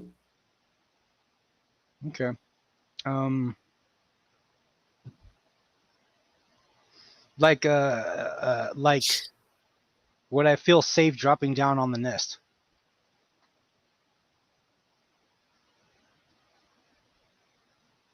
do you have enough space in there? Now remember, That's why I'm kind of asking for the visual there. okay, so look, you're looking at a couple, in case I didn't describe it well enough, you're looking at a couple dozen younglings, right? Now, they're tiny compared to the parent. Yeah. They're this freaking big. Oh, wait, you can't see my hands. They're 2 feet tall, man. These little tiny things are 2 feet tall. They're eggs that are broken. Mhm. Parts of the eggs are like this big. And a couple dozen of them fit in there. And they're not overcrowded. So, can you fit in the nest? Yeah, absolutely. It's a huge nest. This thing's gigantic. Okay. And obviously the ledge is secure because that big ass bird grabs the edge of it and doesn't seem to be bothered. All right. Just making sure. I don't want no like, oh, attack, oh, fall to death. I gotta ask all these questions, man. I gotta be sure. If you want to land in the nest, yeah. All right. Yeah, I'm gonna try to get. What's the charge? 15 feet. Mhm. Falling charge. No, we went through this last time. I told you if you had something if you had anything that let you take advantage of momentum, like mounted combat or something, or if you had like some sort of spear talent or something, I'd be happy to give you that extra damage from falling if you have Now some sort of talent to that. from falling, could I get the jump damage for free? You see what I'm saying? Because I'm not going. Mm. I'm going. Again, it's your ability to take advantage of the momentum, not the fall itself. So, uh, like,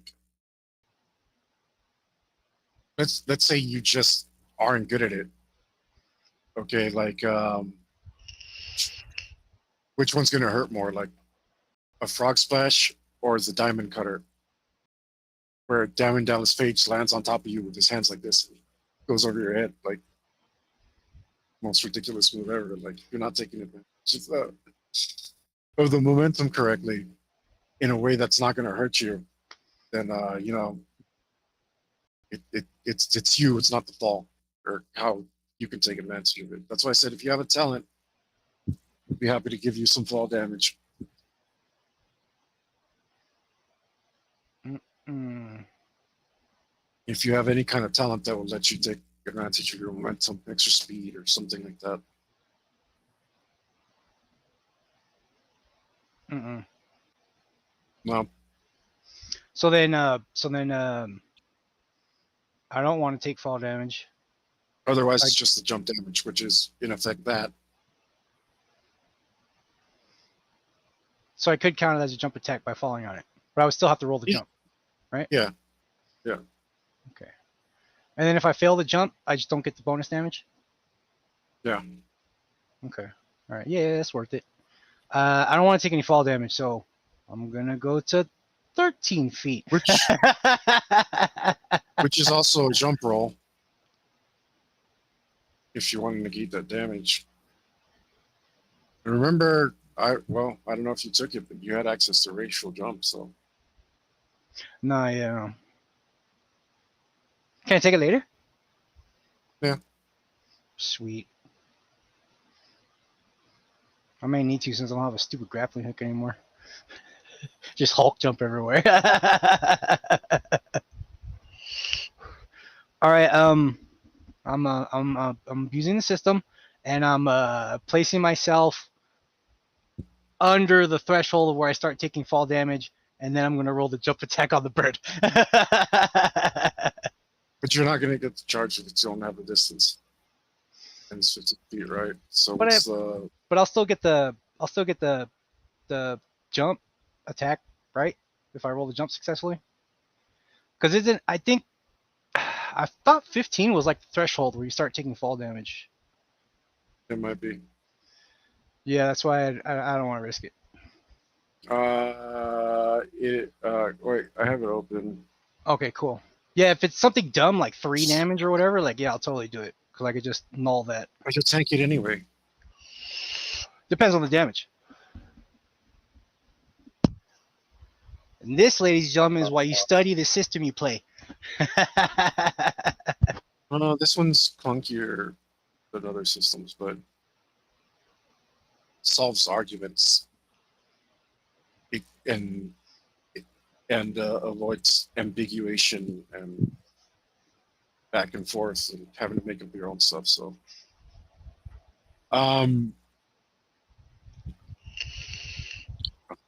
mitigation BS for 11 to 15 feet, you'd have to roll 12 jump or acrobatics, and you'll take 3 damage. Don't. Oh, okay. So then, could I do a falling charge? That's what I'm saying. There'll be a was. Yeah. Okay, yeah, I'm gonna do a falling charge. And that's knockout damage. Oh, sweet. Okay, so let me math all this real quick. So Okay, so if I use the, do you remember if this goes through DN or something? Because it might not. If it goes through what? Damage null. If it ignores damage null. Oh, that's it's a good 1/3 question. lethal.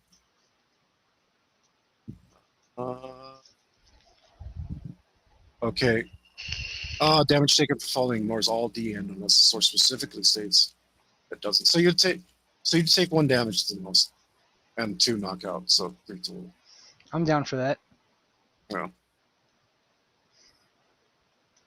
I guess because you're hurting yourself, that makes sense. Okay, and can you look up the murder rule real quick? Because I could roll the murder. Did you want to roll murder instead? Well, I'm trying to see because if I roll murder, I could kind of almost guarantee a crit, sort of, kind of, or I could just do more damage on this attack. If your attack is high, then murder is not worth rolling normally. Okay. But I have it open right here. Let me. Yeah, because because murder is basically like I'm rolling murder to like beat your sense, basically, right? To see if I get a crit or whatever. Mm-hmm. Sort of. No, I mean, I'll just look it up.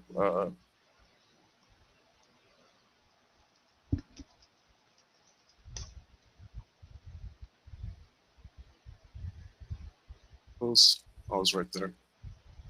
I was literally right next to it. Okay.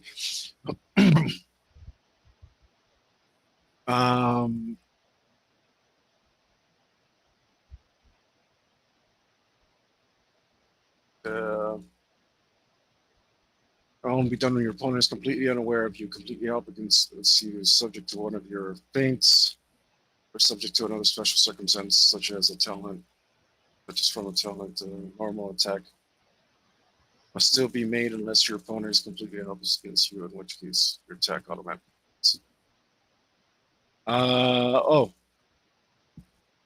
So yes, you can use it as you would the attack skill, but but instead of them using a skill, they only get to use the size modifier for the area you're targeting.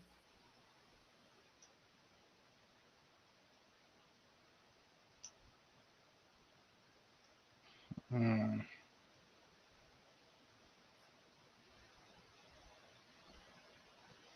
Like you can metagame it though, because it okay if you have a 13 murder and you know that, or a 14 murder and you know that targeting the head's -4, then that's an automatic crit, right? Mm-hmm. What's an arm? 3 or something? Yeah, hang on, I got the chart up. Or something. Okay. I got the chart up here. Did I put that in the quick chart? In the Yeah. reference? Targeting areas. Oh, nice. I thought I had on one. Arm is a -3. Okay, so -3 to my murder skill, not the bonus damage, would be 3. I would be rolling with the 3. So does that mean You I just auto have to crit? beat a. No, that means you just have to beat a 3 to hit it. Oh, but I automatically beat the 3 because I have a 3 before Yeah. I roll. Yes. And like I said, if you had a 13, then it'd be a crit. I see. Automatically. So what do I need to roll for it to be a crit? Told you, plus 10, man, 13. Oh man, nah, I'd have to roll a 10. Nah, I'm going with the tech. Okay. Okay, so it's 18. I'm gonna rage. Power attack. All 3, because why not? Okay, so weapon rage, power attack, double hand. Another 3. -1, sweet spot strike.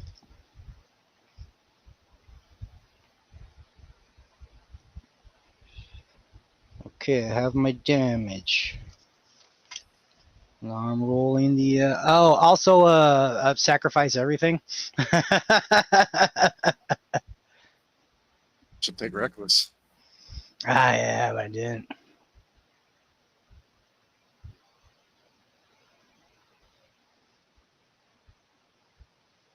For penalty to defense. Okay, so I can sacrifice 3. Cool. Bring my attack up to that. Alright. Here we go. So I'm on the mountain. I see my opportunity. So I'm gonna let go, draw the sword, double hand it, flip it around, and fall on this thing, targeting its arm because I don't want it. I'm trying to kill its flight. And if I'm lucky, it'll fall off the mountain, then insta kill.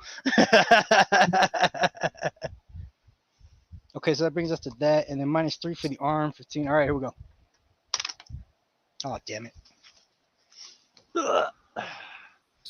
Off tables don't count. 23 after the 23. negative. Well, damage. 12, 24, 26. Here we go. AP 20, because I enhanced the blade.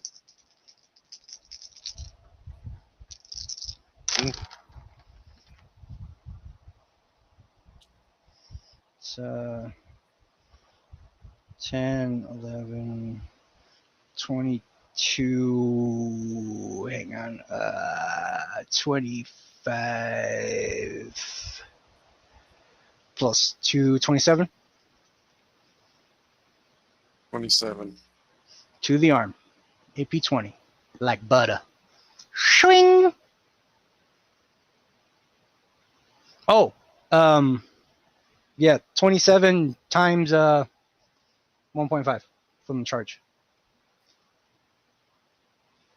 Yes, good thing you remembered. What does that come out to? If you will, please. It's 27. Half of that's like 13 rounded down. So, oh, like 40 damage? I don't know. It's 40. 40 damage to the stupid wing. And I'm going to roll my push. Forceful strike! Actually, no. No, yeah. I power attacked everything. Look at that. I'm raging. So that's 25. Did I knock this thing out of the nest? Throw it over the edge.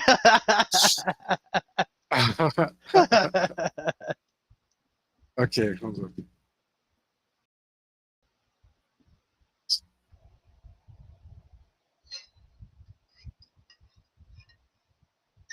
So that's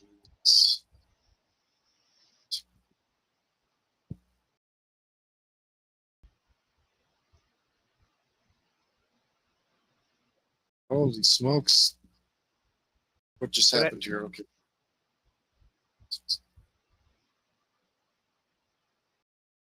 Um, Wellity. Leave me in suspense, bro. In the darkness, you come down the mountain. As you do, your heel clips just a tiny bit of rock, which makes the slightest sound and makes rock and dirt fall down behind you now that you've abandoned all of that careful planning that you did to get here to this extremely close area. You aim your body down into a portion of the nest which you think you can safely land, but also land your strike. And you aim for the wing, hoping to literally cut off this thing's ability to fly away. So probably won't be getting very far with only one wing. You plan for a fight, but you miss your strike. Don't cut off thing's arm. So much as you let your sword glide down on the side of its neck into its abdomen, Oh, shit. cutting it almost completely in half. As it tries to screech and wake up, it wakes up dead, letting flame come out of its mouth. It breathes fire? Yeah, it totally breathed Jesus. fire. Oh, my God. And I forgot to. Oh, my God. You land. What was your jump roll? It was successful, right? Nah, I only added the charge. Jump roll would have been Oh. 13. Oh well, That would've luckily been you even more failed your jump damage. roll. You fail your jump roll, and you fail in a way that's more spectacular than you thought, because the bodies of the younglings are extremely hard, and as you land on them, they poke into you and stab at you, increasing the amount of damage that you take. You're actually going to take 15 fall damage from landing on this surface, which the amount of fall damage that you take. You would have avoided it. You would have gone down back to 3 if you succeeded your jump roll. But as it is, the younglings start instinctively to peck at you and bite at you. I ignore them as I decapitate the mother. To actually hurt you anymore. But yeah, you ignore them, and as a matter of fact, it's next round, so see if you can actually do this before it falls off. the side of the cliff, which is it's definitely going to do. Yeah, Why don't you I steal? don't want to possibly ruin the trophy. So, Why yeah, don't I'm you? gonna No, steal I'm initiative. saying why don't you steal initiative before it falls down the side of the mountain? It's 6, but I'm raging. 8 swords plus 1, 9. Sounds I rolled a good. 9. Yeah. Yes, Harley. You managed to fight through the pain of landing on these extremely sharp younglings, and as you can definitely feel blood leaving your body as you reposition yourself, blood trickling down your body from the ball all over your legs and stuff. Nonetheless, you push through, stepping onto more of the younglings' bodies. As it digs into your feet, you ignore the pain. Slash for the head. Give me an attack roll. Visually, I step in and I give him the Highlander. Just hit, and I spin around. Give me an attack roll. Sacrificing head is 4. It might be one more, but it doesn't matter. The thing's dead, bro. Just give me Yeah. an attack Okay. roll. Yeah. Without negatives and all that, 21. Oh yeah. Plenty. You remember the lessons that you've been taught about the sword, and you know that if you deflect the sword upwards, or if you're weak in the wrist at the wrong time when you use a sideways slashing technique, that you can cause a scallop in your target, and the cut will not be clean, and it'll force the top of a cutting mat to flop over in a certain direction. And you do so, allowing your wrist to bend as it hits the neck, not keeping the sword straight, so that it scoops and sweeps up and forces the head to land at your feet, as opposed to off the side of the mountain where the rest of the pelodactyl is falling. Its body torn open like a cheap paper bag as it tumbles down the cliffy side of the mountain. The head of the mother lying at your feet, with the birds pecking viciously at your calves. That's what we'll call it today. Have a point in honor and 3 skill points. Thank you, sir. I don't. Are we just gonna plot hole the whole getting back to the pod? Yeah. Yeah, I don't plan on killing you back on the way to the pod, and I don't think you're going to go for much more hunting. As there's I'm not going a right lot back right now. But I am going to note, I am going to take some of the wing from the body. Toga. You're gonna have to climb down and get it. And I told you the way the sides of these cliffs are. Oh, all smooth and stuff. Yeah. Yeah. So you climbed on the other side of the mountain of this volcano. You climbed up the easy side. I will climb down the easy side. Yeah, you'd have to climb up or down the hard side to get it.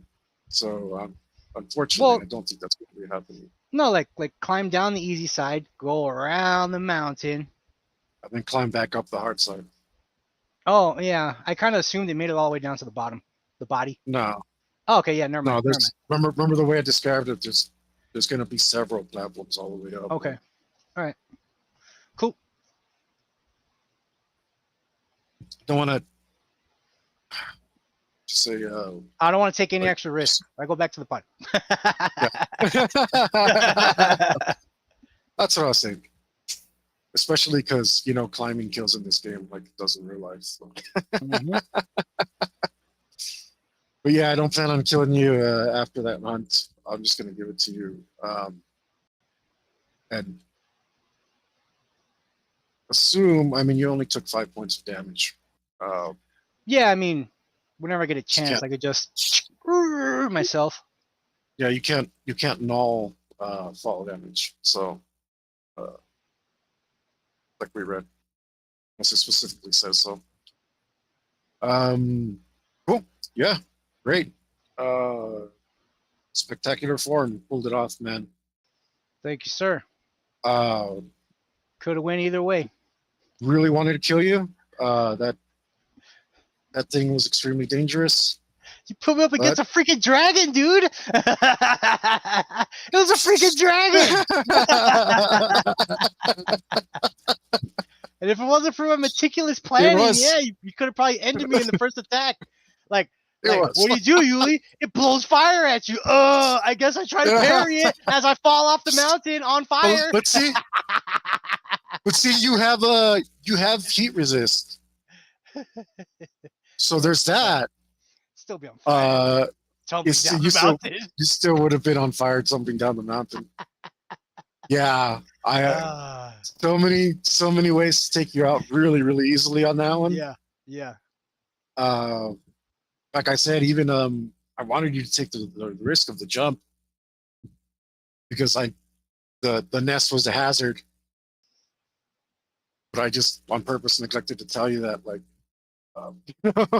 yeah. You got to learn the hard way. Some things, like, but yeah, after it lit you on fire, it wasn't even gonna fight you, man. It was just gonna knock you off. I figured, like, breathe, and then just kind of like, all right, here's my push attempt. Oh, look, Yuli, I rolled a 35. You go flying off the ledge. Yeah. Because I mean, AP's.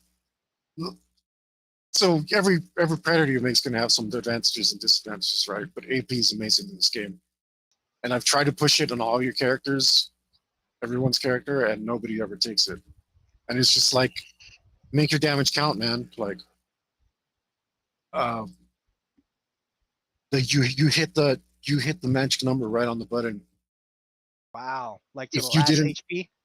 Yeah, if you didn't have that, it was strong enough to still take you out. Like, damn, it could have just, it would have been like, okay, I'm at negatives, so like, yeah.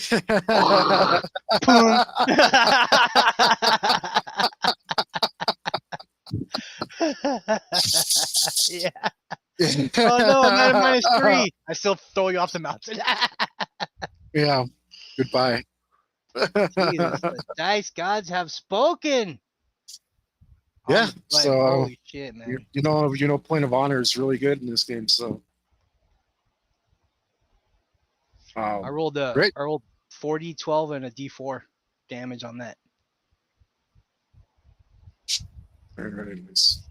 Jesus. Yeah, like I said, it was extremely dangerous, but so is the Yahucha.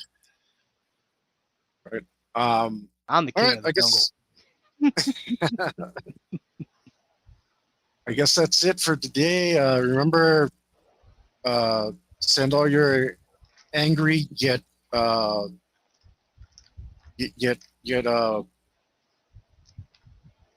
well-mannered letters and emails and in social media to Predator Badlands, and make them change it before it comes out.